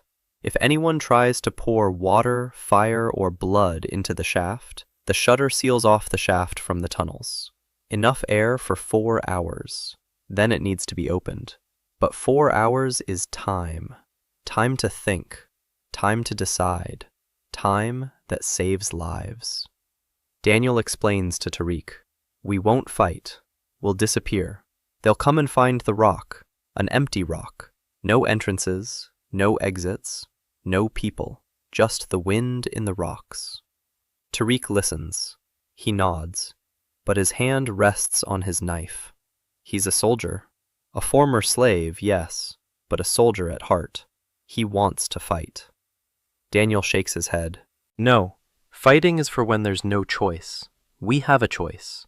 We're underground, they're above ground. Underground, we make the rules." 1.5 years. 412 people. Rumors at the top stopped just rumors. Daniel finds out about this from Jasmine, who finds out from her e-commerce network. Retail network is a bit of an only, to put it. 3 people. Tarek, a former caravan driver named Samir, who knows all paths of the eastern coast, and the woman named Dahlia, who was a thief in Damahate and knows the black as his scars. They rise to the surface once, 2 weeks. They deliver the goods, glass beads. Daniel learned to melt glass from sand dunes into a solar furnace which I built on top of the ridge. Concentrated light from a large copper mirror. The trick on crucible made of refractory clay. Temperature 1,700 degrees. Sand melts and turns glass. Rough, cloudy, with bubbles, but glass. Beads made it sparkle in the sun, and the vendors in Damahata pay for them copper and cloth and spices. Also, they carry vegetables, fresh vegetables, in a world where fresh vegetables haven't seen for generations. Cucumbers that Daniel grew from seeds found in a nest from another caravan animal. Small, crooked, slightly bitter, but fresh, green, crisp. Dahlia is selling 1 cucumber for a price at which Daniel refuses to say out loud, because that she is indecent. The money will be to the community, to the form iron, tin, fabric, books. Books is an idea Jasmine's. She says that books are cheaper than metal, but more valuable. In books is history, maps, languages, recipes, medicine. Yasmina writes. She is usually right, but this is noise. Noise that is not just merchants. Yasmina brings news. Sultan Khazar al-Wadi knows. Not everything, but enough. He knows that someone is selling fresh vegetables in Damahate. He knows that the runaway slaves disappear into desert and do not return. He knows that his scout, Farid ibn Qasim, did not return from the search. He announced a reward. 10 flasks of pure water for head that who is leading the fugitives. 10 flasks. In a world where 1 flask costs a month's, Daniel listens and remains silent, then asks, "He knows where we are." Yasmina shakes her head. Not yet, but he's looking. His people are combing the desert. 3 detachments by 20 riders. They're searching for tracks, ventilation shafts, grates in the sand. Daniel thinks. The shafts are camouflaged. The entrances are hidden. Traces are swept away the wind behind 2 hours. But 400 people is 400 people. Someone will leave a trace. Someone will not on time. Someone will speak to someone shouldn't. The question a matter. It convenes the Council of the Hearth. 5 people. He, Layla, Tariq. Yasmina replaced Fatima after that, as Fatima asked to leave from the board because that she has enough with the children. The 5th voice is now Raid. Daniel speaks. Will be found. That's question they'll or not. The question when. We need be ready, Tariq says. Weapons, walls, garrison. Daniel shakes his head. We won't will in battle. The sultans thousands of soldiers. The us 400 men out of whom can hold a knife or be 40. We will win otherwise. He unfolds a map. Jasmine's on the floor. She shows it. Here the Sultanate Qasr al-Wadi. Here its oasis. Here is his army. Here his caravan routes. What he needs of all. Yasmina replies before anyone else. Water. His oasis is running dry. In 5 years it will dry up. The Sultan knows this. His priests tell to every year. That is why he fights. Not out of greed.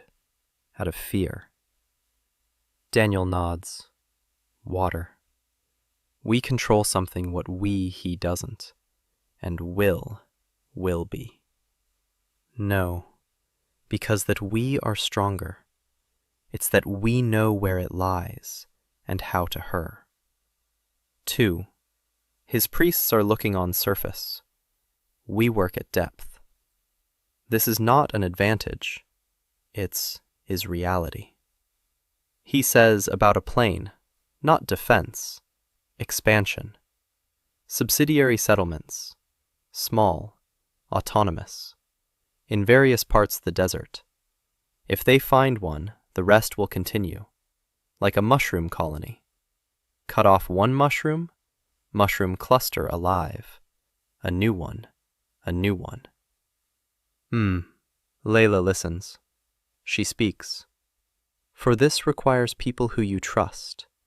People know what you know, who can build without you. Daniel is silent. She's right. And that's his biggest problem.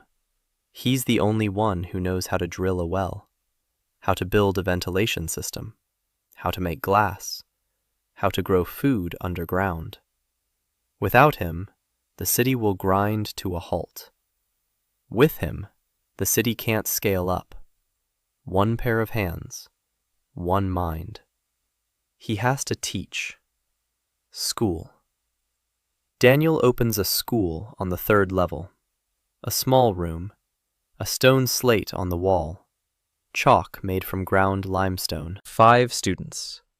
Tariq, Raid, Noura. 2 young men from the latest group of fugitives. He teaches them what he knows. Geology, the basics, how to read rock formations, how to identify a fault, how to locate an aquifer. Hydraulics, how water moves under pressure, how to calculate a well's flow rate, how to prevent the wellbore from collapsing.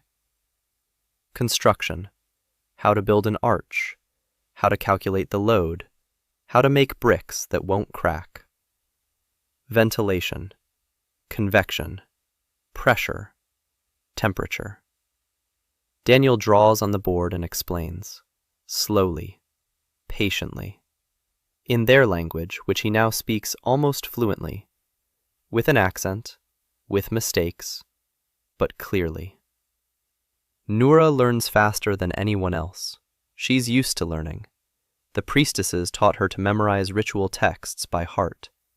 Now she memorizes formulas, without understanding the math, by memorizing patterns. Daniel shows her that the relationship between pressure and depth is linear, and Noura writes it down like a song, with rhythm, with rhyme. Daniel listens as she mumbles the hydrostatic pressure formula in a sing-song voice and nods his head. It works. Strange, but it works. Raid learns differently. Silently. He watches. He tries. He makes mistakes. He tries again. He doesn't ask questions. He just does it. By the end of the 3rd month of training, he builds an arch without Daniel's help. Straight. Precise. The keystone is in place. Daniel checks it. It stands. Solid. He nods to Rod. Rod nods back. No words are needed between them. Tarek is a slower learner. He's impatient. He finds it boring to calculate pressure when he could just be digging. But he remembers the essentials: where to strike, how to strike, when to stop. That's enough. He's a commander, not an engineer. He doesn't need to know why. He needs to know what. And Tarek turns out to be an unexpectedly good teacher. He takes what he's learned and passes it on to the foreman. Simpler, rougher, but accurate. The bloody Saka arrive at the end of the 18th month. Daniel learns of them from Dahlia, who runs in at night from the Damahat market and says one word: priestesses. The bloody Saka, the Inquisitor's order. Priestesses whose blood, upon contact with water, points the way to its source. A living compass. Noura turns pale when she hears the name. She knows about them. All the novices know. The blood Saka find fugitive priestesses. Always. Without exception. Their blood senses the blood of the initiated. Noura is an initiated one. Her blood is in the system. They'll find her. And through her, they'll find the city. Daniel thinks it over all night. By morning, he has a solution. Not perfect, but it'll work. Ventilation shafts. The priestesses use blood and water. Blood on water shows the way. So the water needs to be removed from sight. All 6 shafts are fitted with a new type of airlock. Not just simple dampers. Labyrinths. Air passes through a series of bends. Water or blood poured from above won't get through. It'll get stuck in the traps. It'll drain into the diversion channels.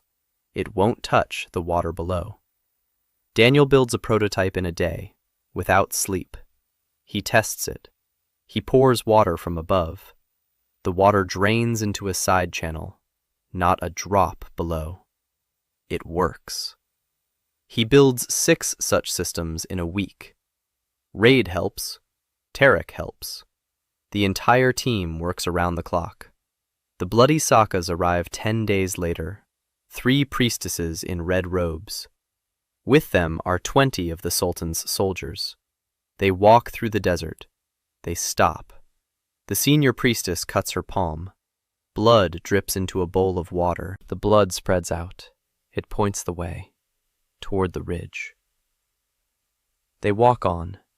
They find a ventilation shaft, the first one. Camouflage didn't help. The priestess senses the air that smells of moisture. She pours blood into the shaft. Daniel sits below and listens. The blood enters the labyrinth. It flows along the curves. It disappears into a drainage channel. It doesn't touch the main water supply. The priestess waits above. The blood isn't sending a signal back. She tries the second shaft, the third. Same result. The labyrinths are working. No signal. The priestess is confused. The water is here. She can feel it. But the blood can't find it. It's as if someone has cut the water off from the world. Soldiers are digging. They find a grate. They try to widen the shaft. Daniel waits. When the first soldier pokes his head inside, Tarek pulls the lever. The gate closes. 3 metric tons of rock fall into the shaft. The soldier manages to pull his head back out. The shaft is blocked. There are screams from outside. Chaos. The priestess orders them to dig another shaft. Daniel closes all 6 shutters. The city switches to closed-loop air supply. 4 hours. Daniel counts the minutes. By the 3rd hour, the air grows heavy. The children are coughing. Layla calmly hands out water and tells them to sit quietly and breathe slowly. At the 4th hour, Tariq climbs up the secret southern exit.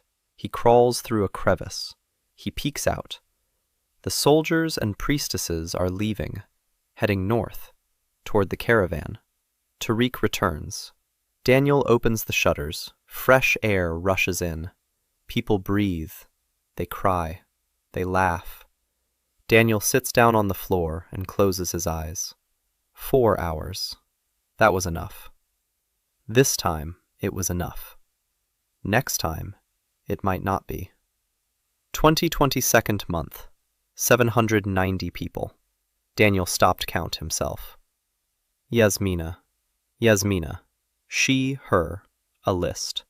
Every person is listed. Name, age, where from, when arrived, what can do, where is determined. Daniel is looking at this register and sees in it something that doesn't seize Yasmina. He sees a curve growth, exponential. The first 6 months, 10 people per month, then 20, then 40, now 70. If the curve continues, in half a year at him will 2,000. The city will not hold them all. Even with 5 levels, even with 3 wells, even with 50 trays hydroponics. You need a second city. Hanapak appears in the 20th month.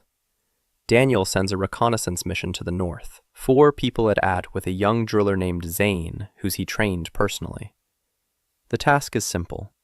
Walk along the mountain range toward north. Search for karst caves. Mark them. Return. Zane returns in 12 days. In him the 5th person, a woman. Not very tall, black-haired, narrow eyes, a deep, long-standing, clothing made of coarse wool. At belt a knife and a rolled-up drawing. She is in front of Daniel and looks at him.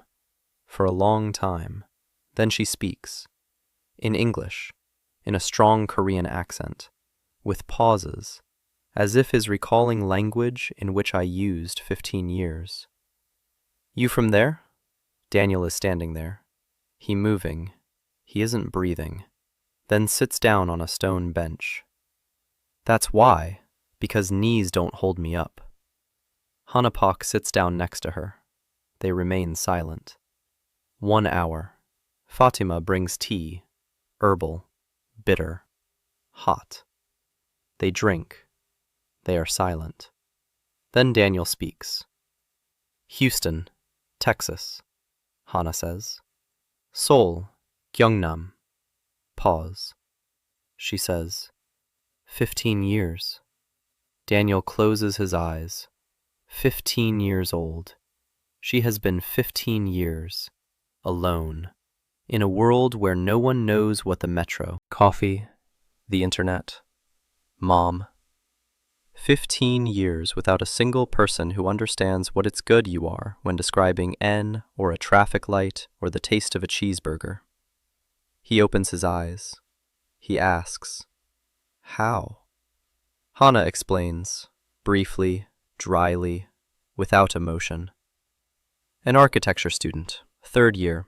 She was home after a lecture. I was the street. A truck. I woke up in the desert, another one, in south, far from here. They was found by nomads. They sold into slave market. 2 years in slavery. She escaped. 10 years I in the mountains, a small community of fugitives. 8 people. She built them a shelter, a stone house in crevice, with water catchment area, with a stove. Not underground city, a small house, but it's mine. She takes out the drawing, she unfolds it. Daniel looks at it, the floor plan of the house, drawn on scraped hide, in ink made berries, in sizes, with cross-sections, with parts that he draws only a person trained in architecture. Load-bearing walls, floors, drainage, ventilation. Basic but correct. Daniel looks at the drawing and then at Hannah. He says, "You're an architect." Hannah says, "I used to be. I haven't, didn't finish. 3rd year." Daniel says, "I need architect." Hannah looks at him, then down, at atrium, toward the walls, toward the arches, on mirrored wells, on children who are running through hallways, on women who carry water, to men who lay bricks on the 6th tier. She says, "You built this." Daniel says, "We built this. 790 people." Hannah remains silent. Then she speaks in Korean, one word. Daniel doesn't know Korean, but he understands the tone, something in between surprise and pain.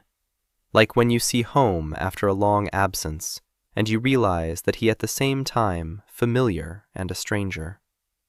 Hannah stays. Her community of 8 people comes every a week. Tarek is taking them. An elderly man, 2 women, 3 teenagers, 2 children. They are into atrium and freeze in their tracks. One of the teenagers is crying, quiet, covering her mouth with her hand. Hannah becomes the chief architect of the on 3rd day. Not because that Daniel had scheduled it, because that she took a charcoal pencil and for 2 hours I drew a plan for the expansion, which at Daniel took would week. She sees the space differently. Daniel thinks in straight lines, tunnel, a camera, mine, function. Hannah thinks in volumes, flows, light. She looks at his tunnels and says, "You're building just an engineer, straight angles, maximum efficiency." But people don't live in straight angles. People live in the curves, in niches, in places where you can sit and gaze into the distance, even if that distance is just 10 meters down the hallway. Daniel listens. She's right. His rooms are functional. 3 by 4, ceiling height 2.5, a bunk bed, a shelf, a lamp, a storage locker. Efficient and lifeless, like a motel in Texas. Hannah is redesigning the living level. Not all of it, just one corridor, as a test. She's widening the gaps between the rooms, creating alcoves, semicircular recesses in the walls where you can sit, windows between the rooms, not see-through, just for light, through a thick layer of translucent glass that Daniel has learned to make. Light from the mirrored shaft passes from one room to another, soft, diffused, like morning light through frosted glass in a Seoul apartment. Hannah says this out loud and falls silent. Daniel places his hand on her shoulder, for a second. Then he takes it away. They don't talk about it. Ondol. Hannah says the word and Daniel doesn't understand. She explains. A Korean underfloor heating system. Hot gases from the stove flow through channels under the floor. The floor is warm. People sleep on the floor. No bed is needed. No furniture is needed. Just a warm floor and a blanket. Daniel thinks. We don't need heating. It's hot here. But the warm floor comes from a geothermal source. The water from a deep well is warm, 32 degrees. If we run it through channels under the floor, not for warmth, for the feeling, for the home. He looks at Hannah. He says, "Show me." They build it together. The first level of a new design. Hannah designs it. Daniel does the calculations. Raid builds it. Rooms with curves, with niches, with glass windows, with warm floors. A hallway that isn't straight, but slightly curved, so that whoever walks along it can't see the end, creating a sense of infinity. A small rock garden in a niche at the turn. 3 stones. Gravel. A rake made of copper wire. Hana places the stones and moves them around for a long time until she finds the right arrangement. Daniel doesn't understand what right means, but he sees the result. The corridor ceases to be a corridor. It becomes a street. A small, quiet street in an underground city where you want to stop, sit down, and breathe. People moving to the new level walk along it slowly. They touch the walls. They sit in the alcoves. One woman sits by a glass window and cries. Not out of grief, because the light shining through the glass falls on her hands and it looks like a window. A real window. One she hasn't had since she was taken into slavery at the age of 14. Daniel and Hana work every day, together, in silence. They understand each other without words. Not because they're in love, because they both think in space, 3-dimensionally. She says, "There's a column here." He nods. He already sees the column. He already knows it has to be here, because the load from the upper level passes through this point. She knows the column has to be here because it divides the space and creates 2 flow paths. 1 column, 2 reasons. A perfect match. In the evenings, they sit in the workshop. They drink tea. Sometimes they speak English. Sometimes Korean. Hana teaches him words. He teaches her Texas swear words. She laughs, quietly, covering her mouth with her hand, just as she's gotten used to doing over the past 15 years. Not to draw attention, not to stand out. Daniel sees this and thinks, 15 years. He's been here for 2 years, and it's hard for him. She's 15, alone, without tools, without metal, without any knowledge of geology. A 3rd-year architecture student with a stubbornness that hasn't wavered in a decade and a half. He doesn't tell her this. He doesn't need to. She knows. There's a quiet bond between them, unspoken. Not romantic in the usual sense. Deeper. 2 people from another world building a home in this one. The daughter's hive. Daniel begins it in the 23rd month, 100 kilometers to the south. Zain leads a group of 20 people. Noura goes with them. She found an aquifer at that spot 3 months ago. Deep, 50 meters, but rich. Zain is trained. He knows how to drill, how to reinforce, how to build ventilation. Not as well as Daniel, but well enough. Daniel sees them off at night. He stands by the southern exit. 20 figures disappear into the darkness. Noura turns around. She waves her hand. Daniel waves back. Then he stands there for a long time, staring out into the desert, thinking. This is the beginning of the network, the first node. If Zain succeeds, there will be a second, a third, a 5th, a 10th. Each node is self-sufficient. Each is connected to the others via underground passages. Each can take in people, hide them, feed them, protect them. A mycelium, alive, growing, one that cannot be destroyed with a single blow. He goes back down. Hana is waiting for him in the workshop. The tea is hot. She says, "You sent Noura." Daniel nods. Hana says, "You sent the best hydrologist." Daniel says, "That's exactly why." Hana looks at him. She understands. She nods. You don't keep the best to yourself.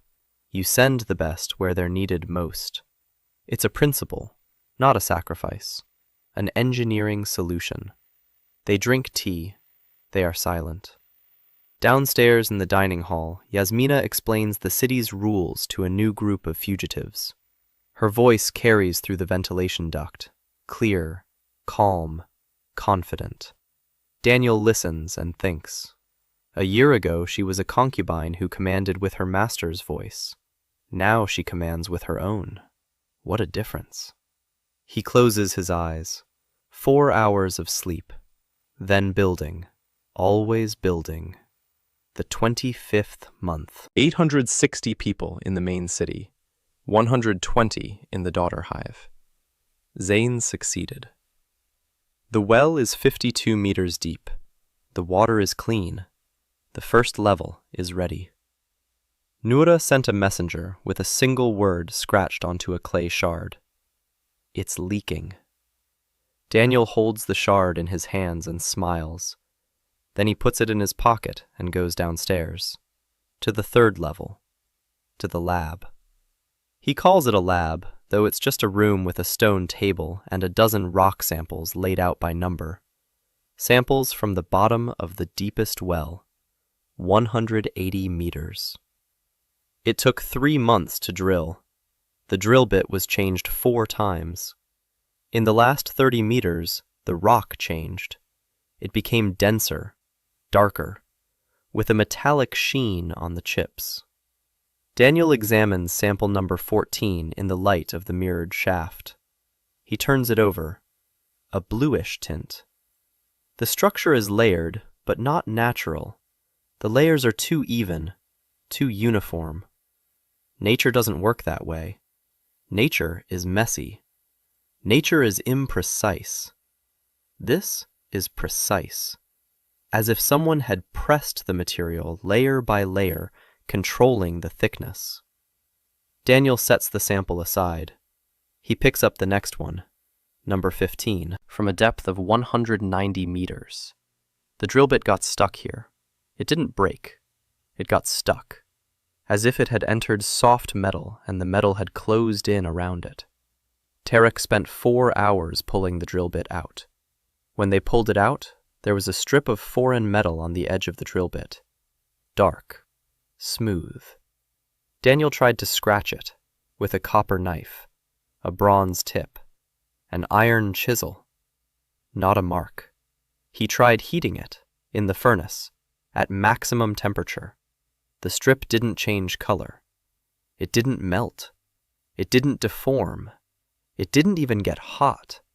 It remained cool to the touch in the furnace where copper flows like water. Daniel sits and stares at this strip. He's an engineer. He knows all metals, all alloys, everything humanity has learned to make over 10,000 years of metallurgy. This material isn't on the list. It's not from Earth, and it's not from this world. It's from somewhere else. Daniel keeps drilling, by himself. He doesn't trust anyone. At 200 meters, the rock runs out. The drill bit plummets into the void. A chill pulls up from below. Not a cool breeze. Cold. Daniel lowers the lamp on a rope. The light disappears downward and doesn't reach the bottom. The void is vast. He descends himself on a rope, slowly. Raid belays him from above. Tarek stands nearby with a knife, just in case. Daniel descends 10 meters, 20, 30. His feet touch the floor. He stands. He raises the lamp and stops breathing. A wall, smooth, ribbed, made of the same dark metal. It stretches to the right and left and disappears into the darkness, at least 10 meters high, stiffening ribs on the surface, regularly spaced, every 2 meters, like on the hull of something very large. Daniel walks along the wall. The flashlight casts shadows. The wall curves, smoothly, like a ship's side. He walks 50 meters, 60. The wall continues. At the 70-meter mark, he finds a hatch, rectangular, 2 meters by 1 meter, recessed into the wall, with something resembling a handle. Daniel stands in front of the hatch and listens. A hum, low, barely audible. It makes his teeth ache, his bones ache. His chest vibrates. Something is running behind the wall. 2,000 years. Something is running. Daniel places his palm on the hatch. The metal vibrates, barely noticeable, rhythmically, like a pulse. He doesn't open the hatch, not now. He goes back upstairs, sits down in the workshop, rolls a hand-rolled cigarette out of local moss, smokes, stares at the ceiling. He thinks. The heavenly fire catastrophe. 2,000 years ago, something fell from the sky. It vaporized the seas. It turned half the continent into glass. The sultanates say it's the wrath of the gods. The priests say it's a trial. Daniel tells himself what he knows. It didn't fall. It landed. Bad. Very bad. But it landed. And what's humming 300 meters below isn't a god or a demon. It's a machine. And the machine has been running for 2,000 years. But it's slowing down. Daniel can feel it. Not for nothing. Engineering intuition. The hum has grown fainter over the 3 days he's been descending, just a little quieter, but quieter. The machine is running on its last legs, and if it stops... Daniel takes a deep breath, exhales. If it stops, the water in the deep lenses will stop replenishing, because the water in the deep lenses isn't groundwater, it's condensate, produced by the machine, atmospheric processors. Daniel doesn't know where he knows that word from. It just pops into his head, as if someone had whispered it. He doesn't open the hatch. He doesn't tell anyone. He smokes and thinks. In the morning, he goes to see Yasmina. He tells her he needs all the books, all the records, and all the legends about the catastrophe of heavenly fire. Everything he can find. Yasmina asks why. Daniel says, "Because we're building a city on top of something, and I need to know what it is." Yasmina looks at him for a long time. Then she nods. A month later, she brings back 3 scrolls from Damahat. Old ones, tattered ones, in a dead language that no one can read, except for Noura, because the dead language of the Saka priestesses is the language in which the rituals are written, and the rituals are the language of the first ones, those who came before the sultans, those who came from the sky. 28th month.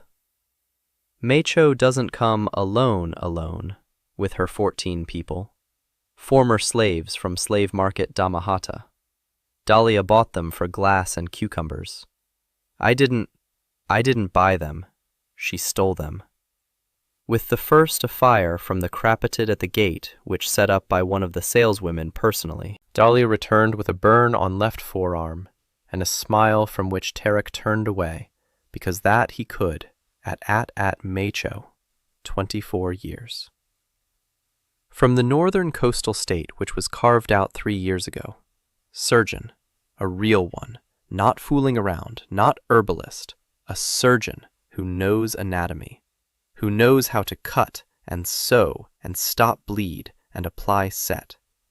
In this world, she is a witch, because that she washes her before that then touch the wound. That's that it is knives, because that she says that illnesses come from dirt and not from curses. Her principality was wiped out. Her workshop was burned down. Her students were killed. She ended up on the market with a pocket and a scalpel sewn up in a hem. At the barba was at 3 bottles. Good product, young, healthy. Hands are intact. Dahlia took her by 2 flasks and a fire. May enters into the underground city and does not speak a word 2 hours. He walks around. He looks, touches the walls, sniffs the air, peeks into the rooms, looks at children, at women, at the elderly, then finds Daniel in the workshop. He sits down across from him. She picks up his pipe. He fills it. He lights it up. He looks at him through the smoke. She speaks. To you have 800 people. Where's the hospital? Daniel says. There's no hospital. May takes a drag. She says, you have 3 children with an intestinal infection. A woman on the 2nd floor with an unstitched wound on her leg that will get infected in 3 days. An old man with a cough that indicates fluid in his lungs. And a boy in the kitchen who I suspect has a wrist fracture that healed improperly and needs to be reset. Daniel listens. Every word is like a copper nail driven into a board. Precise, profound. He knows she's right. He knows because he's seen it and put it off. Because he's an engineer, not a doctor. Because he built walls and pipes and mirrors and forgot that people get sick. May says, I need a floor, a whole one, clean, with running water, with ventilation, with a ceiling no lower than 1.80 meters. I'm tall. I slouch when the ceiling is low. When I slouch, I cut less well. When I cut less well, people die. Daniel looks at her. He stands up. He says, let's go. I'll show you where. They go down to the 4th level. Daniel shows her the room he'd kept in reserve. It's large, clean. The ceiling is 2.10 meters. May enters. She stands up straight, doesn't slouch. She nods. Here. Daniel builds her a hospital in 3 weeks. Not alone. Raid. 4 masons. Hannah designs the layout.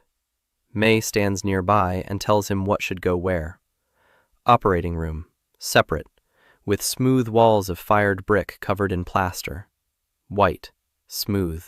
So it can be washed. Daniel builds an autoclave. A solar concentrator on the roof of the ridge. A copper coil. Pressurized steam. 120 degrees. 20 minutes. The instruments are sterile. May looks at the autoclave. She touches the coil.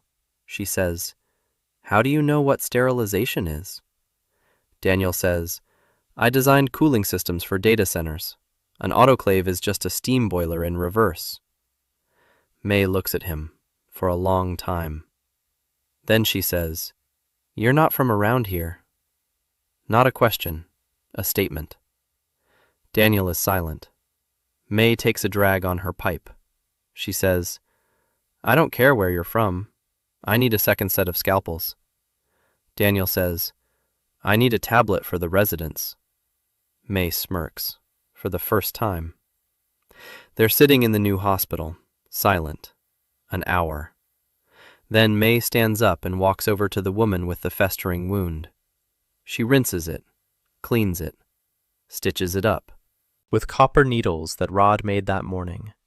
With thread made from tendons, neatly, quickly.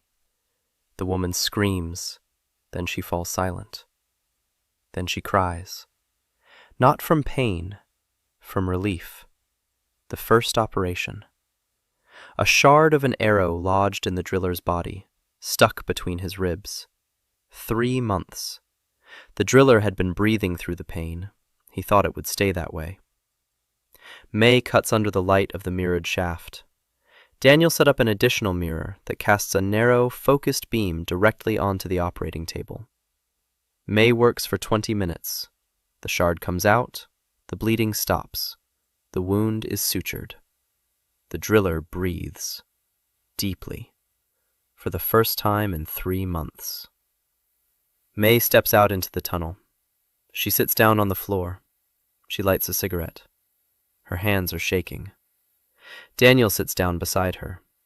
They are silent for a long time. Then he speaks. The resident's whiteboard, she says. Scalpels. He nods. She nods. This is their language. Not words. Lists. Needs. Work. May gathers her students. 4 young women. She teaches them to wash their hands, to sterilize the knives, to take a pulse, to distinguish between a dry cough and a wet one, to dress a wound properly, not to touch what you don't understand, to go get a senior resident. Always. Daniel watches May. She teaches like Raid, silently. She demonstrates. She waits. If a student does it wrong, May takes her hand and guides her, without words, without anger, with a patience that sometimes makes Daniel's throat tighten. Because he sees. May isn't teaching medicine. May is teaching care. The kind she herself was taught in a principality that no longer exists. She's passing on what she received, so that it won't die with her. Nura returns from the daughter's hive a month later. A messenger is with her. The hive is standing. The well is operational. The first level is finished. 30 people. Zain sends his regards and asks for more copper. Nura brings something else. Translations of the scrolls. She worked on them for 4 weeks. A dead language. A ritual language. But she knows it. 3 scrolls. The first, the story of the arrival. People came from the sky, on a ship of fire. The ship entered the earth and became a home. Water flowed from the ship's walls. Light burned without fire. The air was fresh, without wind. The first ones lived below, inside the ship. Then they came up. They learned to live on the surface. They forgot. The second scroll. A prophecy. The ship will fall asleep. When it falls asleep, the water will recede. The earth will dry up. Whoever wakes the ship will save everyone. Or kill everyone. It makes no difference. Only the one who came the same way can wake it. From above, not of this world. The third scroll is damaged. Nura has deciphered only part of it. Instructions. Technical. Words she doesn't understand. Daniel takes the translation and reads it. The words Nura doesn't understand, he does. Because it's not a ritual language. It's English. Transliterated into the local script 2,000 years ago and turned into a dead, sacred language. Restart sequence. Override code. Primary condenser array. Atmospheric processor unit 7. Daniel reads and his hands tremble. He puts down the scroll. He goes outside. He smokes. 3 hand-rolled cigarettes in a row. Then he returns. He tells Nura. Not a word to anyone. She nods. She's used to keeping secrets. The priestesses teach them that. The 30th month. 1,100 people. 3 settlements. The main city, the satellite hive to the south, the third outpost to the west, led by driller Hassan, who was trained by Zain, who was trained by Daniel. A chain. Knowledge is passed on. It doesn't die with a single person. Daniel stands in front of the hatch at a depth of 300 meters, alone. A lamp in his left hand, his right hand on the handle.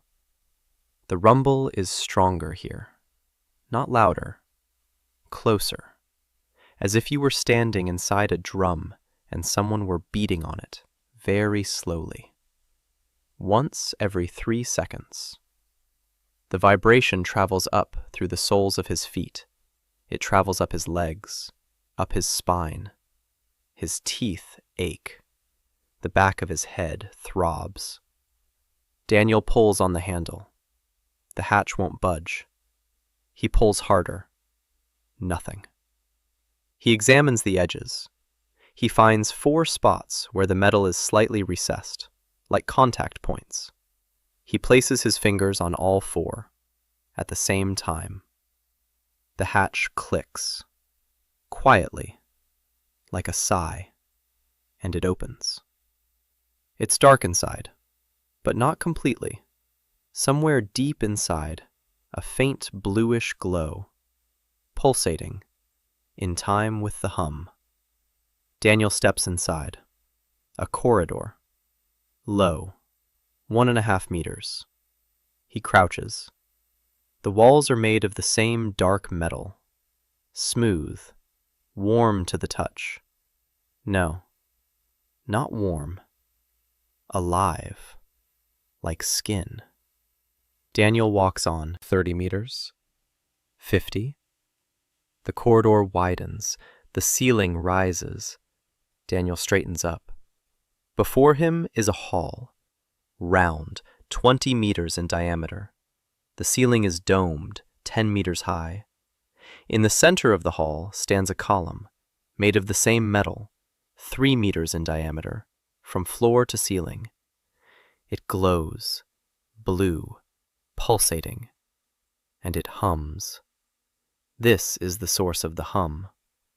Panels are arranged in a ring around the column, dozens of them, dark screens, dead connectors, chairs falling apart. The fabric has rotted away. The frames are made of the same indestructible metal. Daniel stands in the center of the hall and breathes. The air here is different, cleaner, fresher, more humid, like in a greenhouse. The machine is still producing something. Air, water, life, running on its last few % of power. Daniel approaches the column. He places his palm on its surface. A vibration travels up his arm. And along with it, something else. Not a sound, not a word. A sensation. Like pressure in his temples. Like what Noura described when she sensed water. Only this isn't water. It's a question. Who? Daniel pulls his hand away. He stands there, breathes. Then he places his hand back on it. He answers, out loud. Daniel Ray Holbrook, Houston, Texas, geological engineer. Pause. The column pulses, faster, brighter, then slower, then steady again. 3 seconds between beats, and again pressure in his temples. Not a word. An image. Daniel sees it, not with his eyes, inside his head. A ship, huge, entering the atmosphere. Flames. A crash. The earth splits open.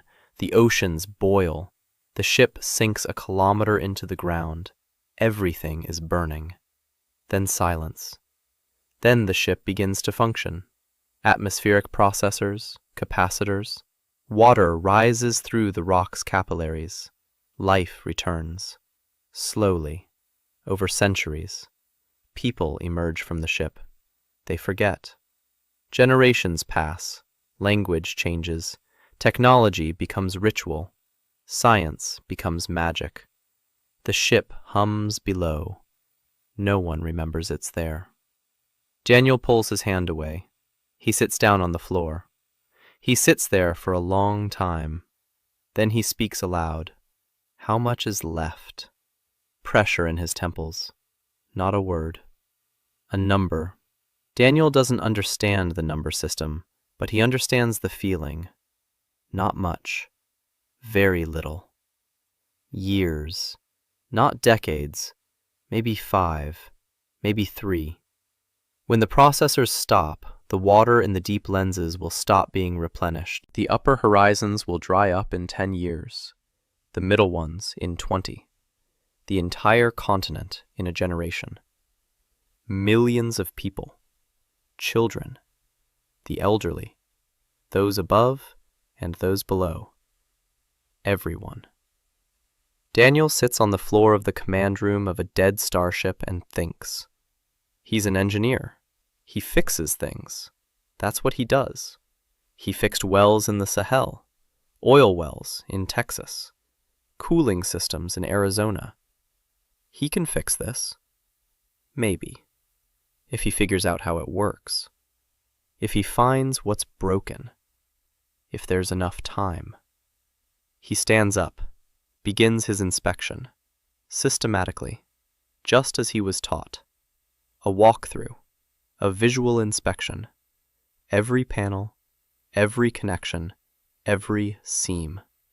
He's looking for damage, leaks, corrosion, wear and tear. 3 hours. 4. 5.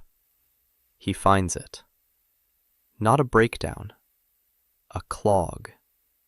The condenser grills in the side compartment are clogged. 2,000 years of mineral deposits. Calcite, quartz, a silicate crust 10 centimeters thick on each grill. The processors are running, but they're breathing through a pillow. Power is dropping because the system is choking. It's not dying. It's clogged. Daniel laughs, loudly, alone in the control room of a dead ship 300 meters deep. He laughs because it's funny.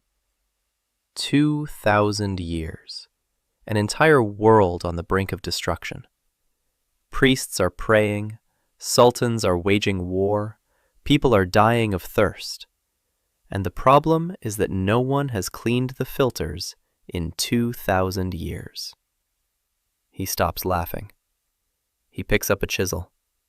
He begins chipping away at the deposits from the first filter grid. 32nd month. Daniel lives with 2 levels. Upstairs is the city, 200 people, 6 levels, 3 wells, 40 trays, hydroponic trays, a hospital, school, smithy, glass workshop. Council of the Hearth has been to 7 people, added Hannah and May. The city is working, without Daniel. Almost. Yasmina runs the business and diplomacy. Leila manages the daily life and culture. Tariq manages security. Raid manages construction. Hannah designs. May treats patients. Noura teaches hydrology. The city will not stop if Daniel disappears for a week. He disappears. Every day for 8 hours. Down. To 300 meters. Into ship.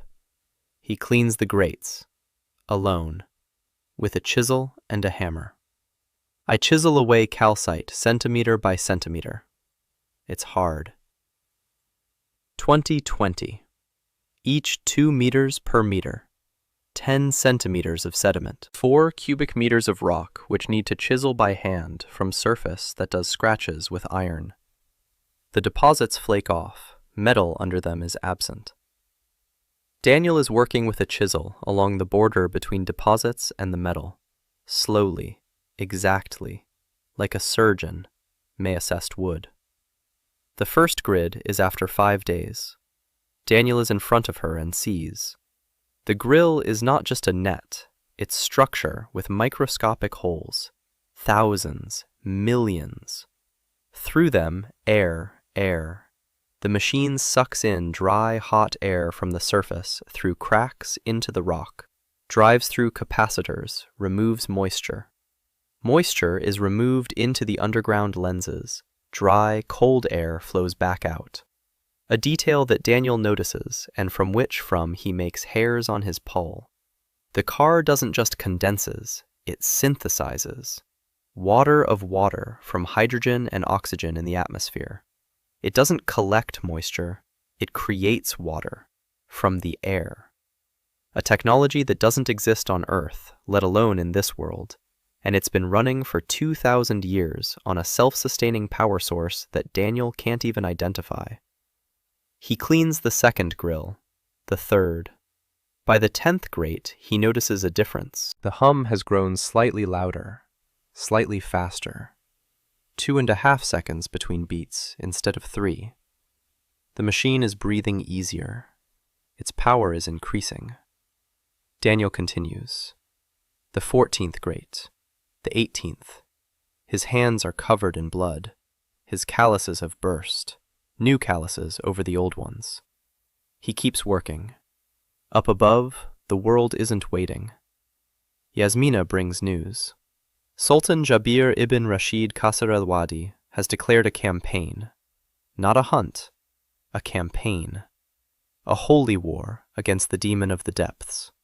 Supreme Sakazada has given her blessing. The three sultanates have united for the first time in 40 years. 8,000 warriors, cavalry, infantry, siege engines, the bloodsakas in the vanguard, 12 priestesses. Their blood points to water, to all the springs, to all three settlements. They're on their way. Yasmina unfolds a map. She shows the route. Through the Al-Gharak desert, a 3-day march. They have a maximum of 10 days before the enemy arrives.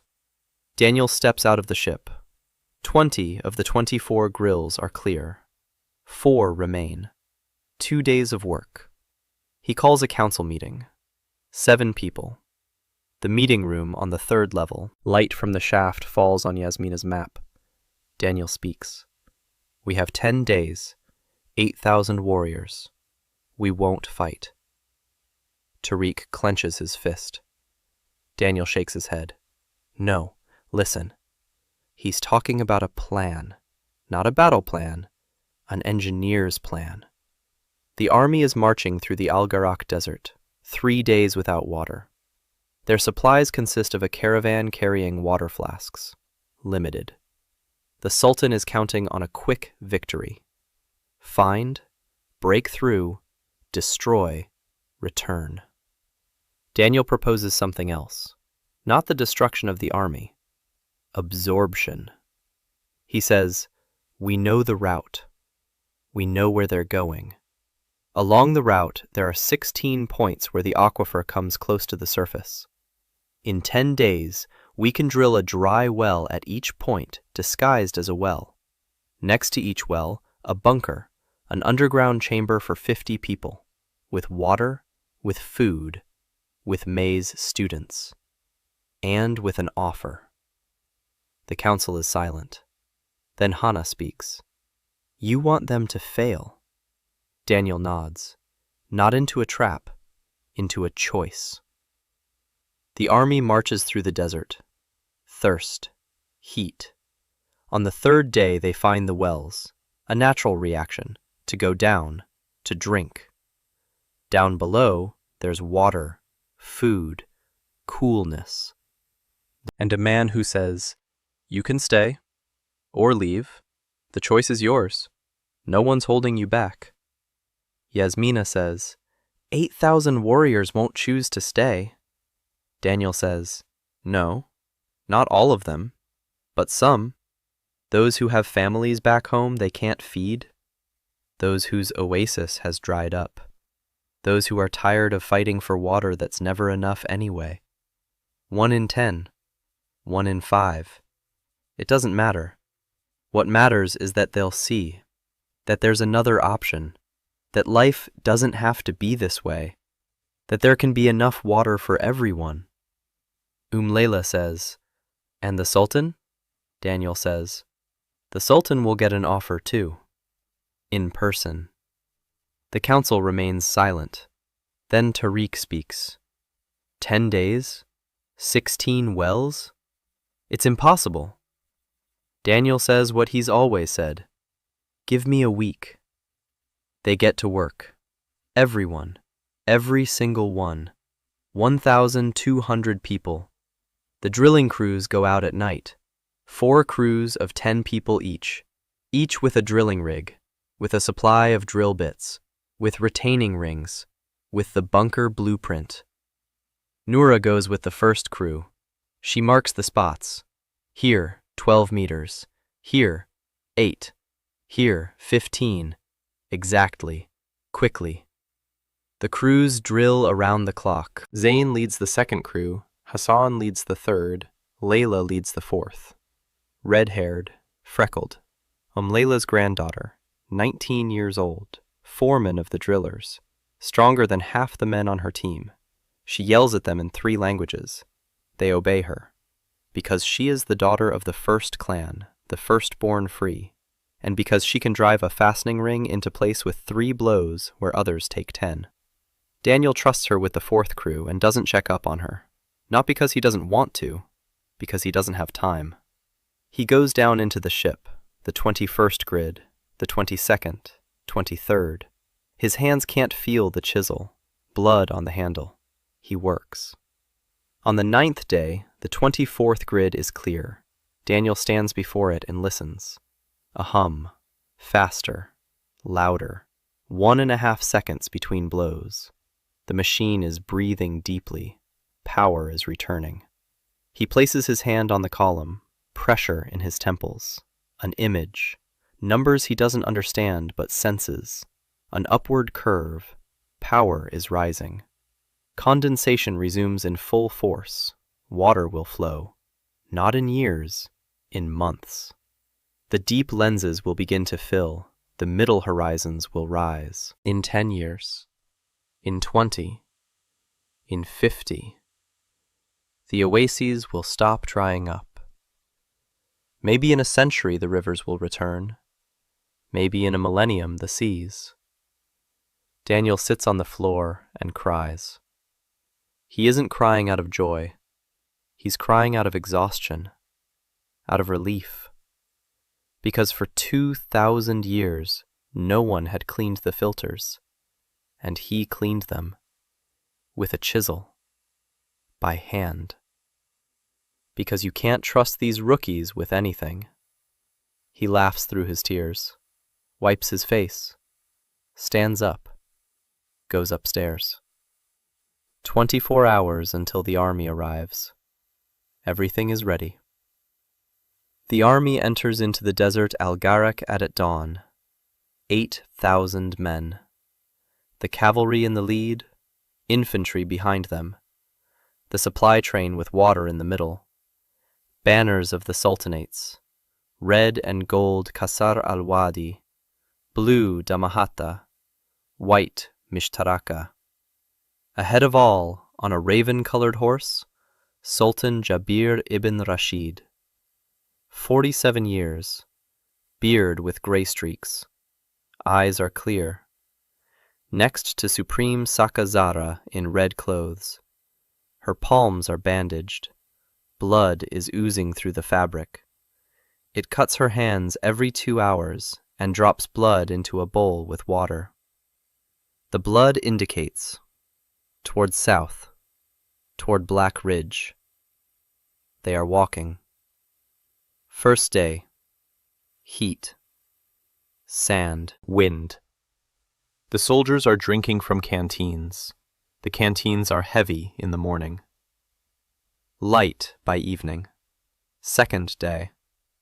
The heat is even more intense. The wind is dying down. The air is still. The soldiers drink more often. The commanders shout. Save money. Soldiers do not obey. The thirst is stronger, and order.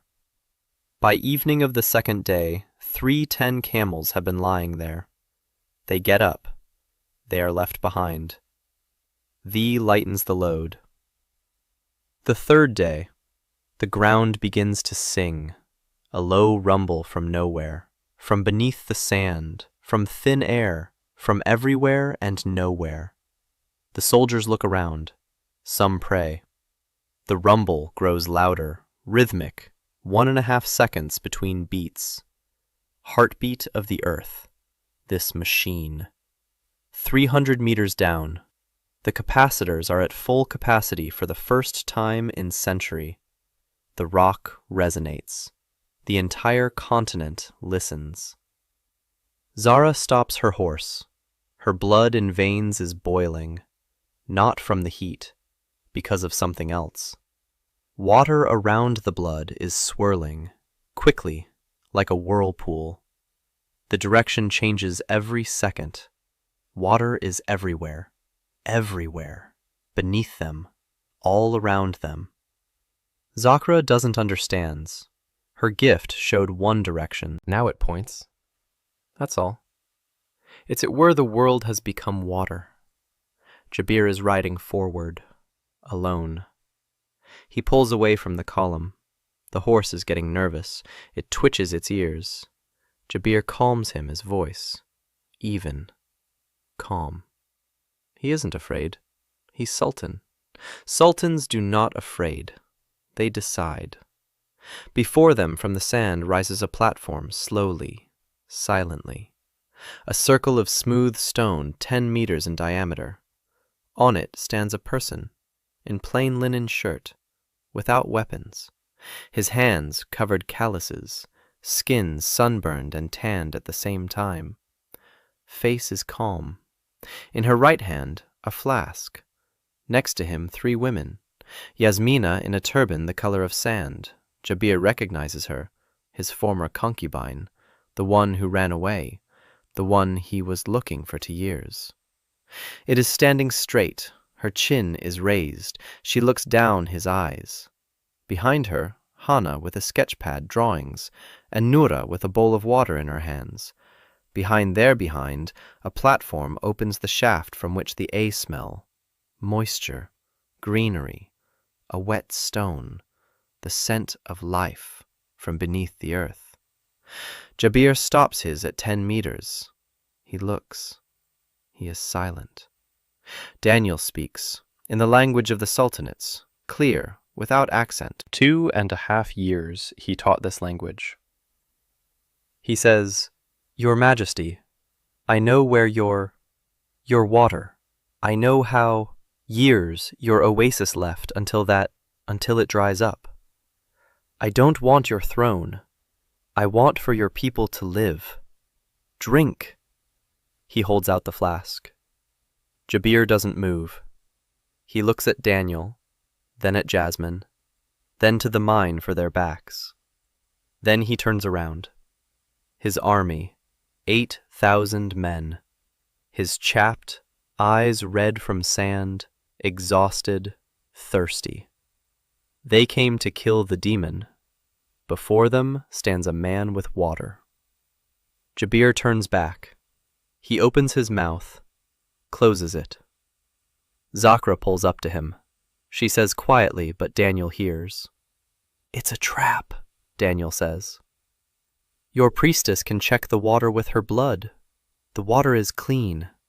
No poison, no curses, just water." Zara looks at him. Her face is pale. She knows that he is the truth. Her blood in a cup is with water that is everywhere.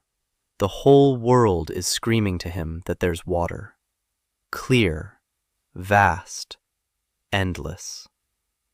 Behind Daniel, stretching the sand dunes, to rise other platforms.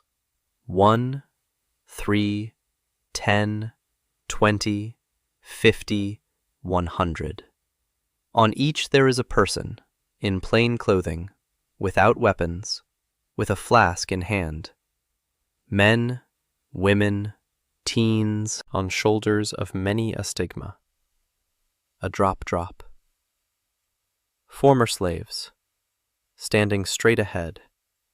They look at the army. They with hatred, not with fear, with something that Jabir can name, and from what it feels hard to breathe. They stand like people who have nothing to lose because that they have lost everything and found something better. Platforms rise quietly. From each smells of life. Layla stands on nearby, redhead, freckled, 19 years old. She looks at the army and doesn't blink.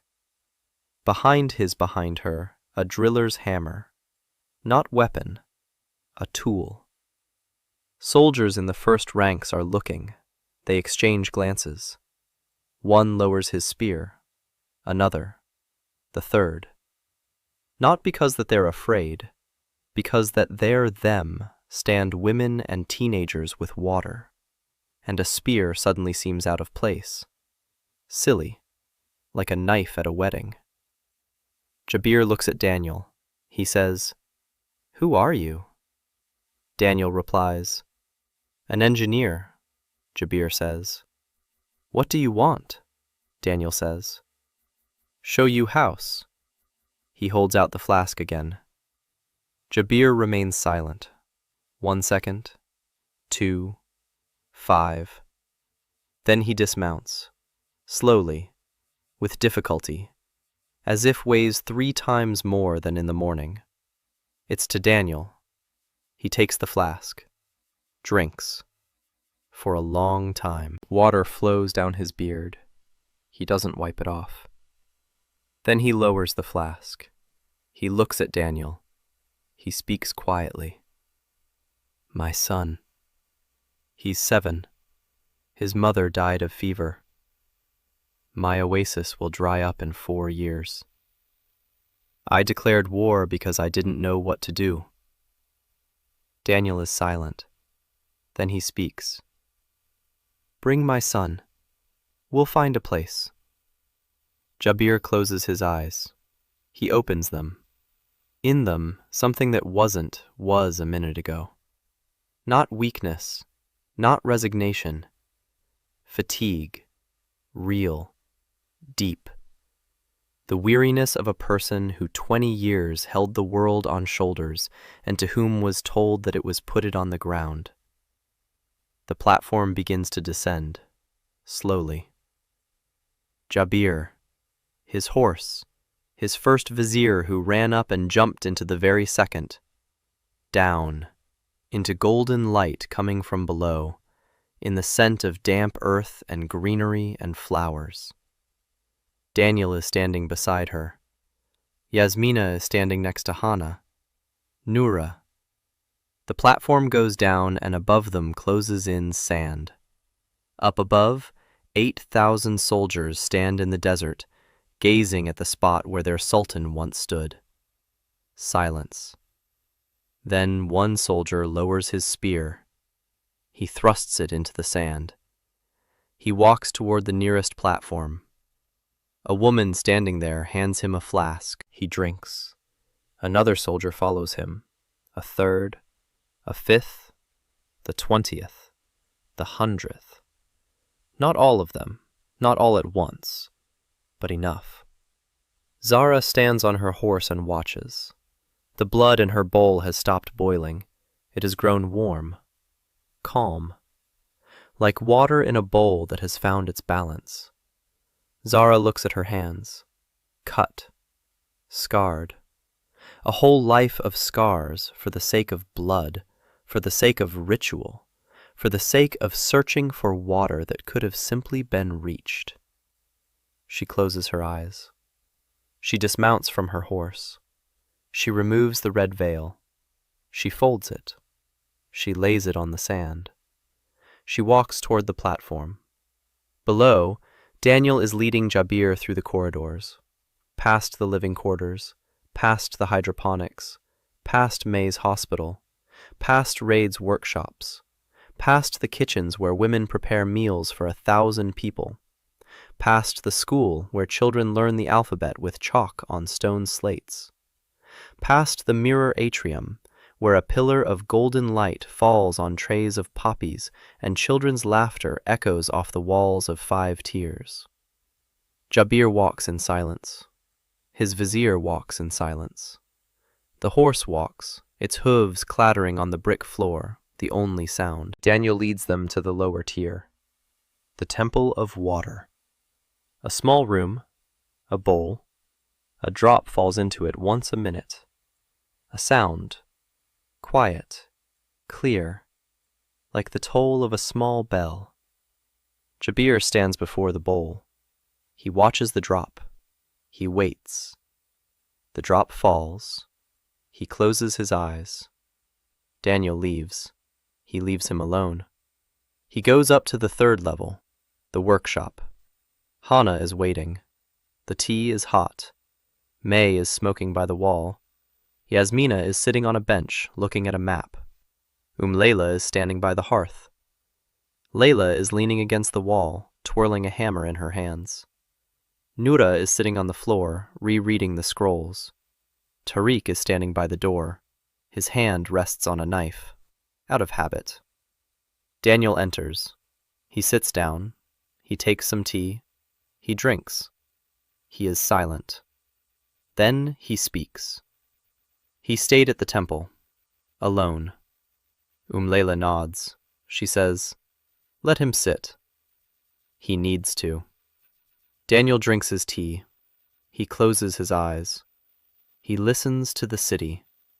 Footsteps, voices, a child's cry, the tap of a hammer, drops of water, distant laughter. A hum, a quiet, steady hum from the depths. A second and a half between each beat. The machine is running. Water is flowing. Beneath the entire continent, the lenses begin to fill. Slowly, drop by drop. But they begin. Daniel opens his eyes. He looks at the people in the room. At Hannah, who is drawing a new tier on a sheet of paper. At May, who is reading the residents' notes. At Yasmina, who is counting the supplies. At Layla, who is sitting by the fire and listening. At Noura, whose lips are moving over a scroll. At Layla, who is falling asleep against the wall, clutching the hammer.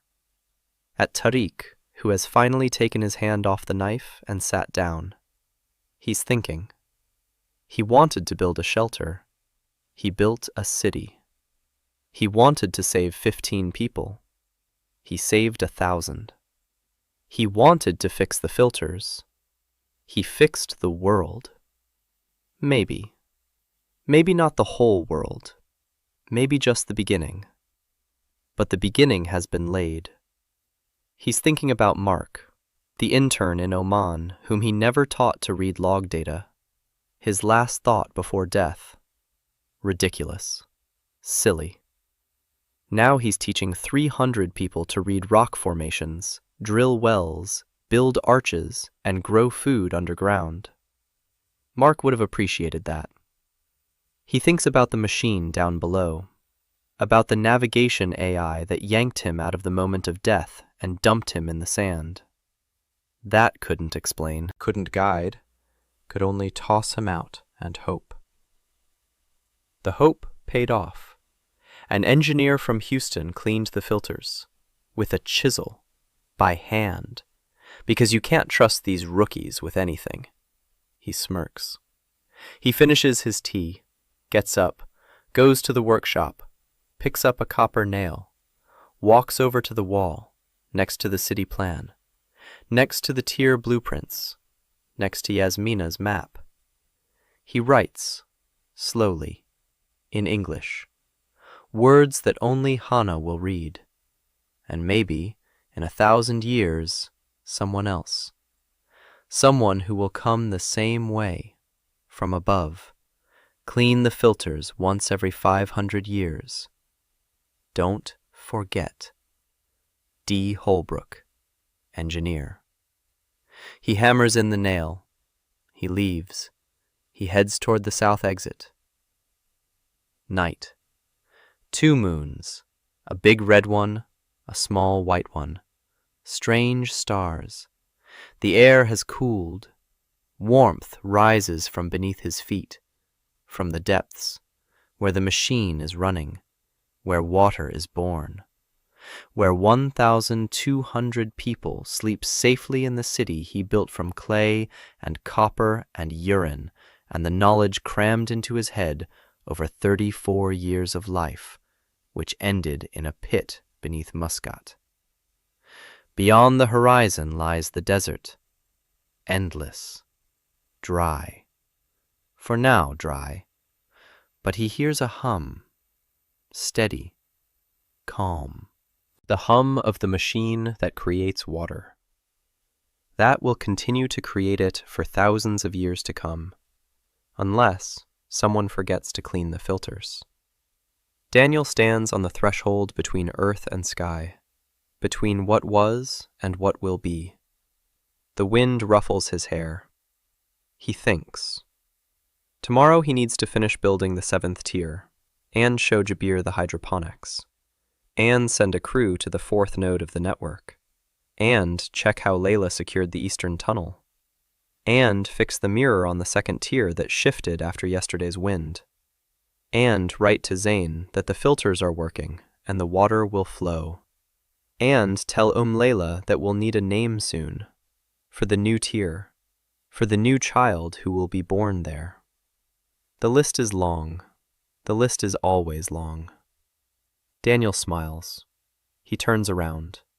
He heads downstairs, into the golden light, into the scent of damp earth, into the sound of dripping water, into the house.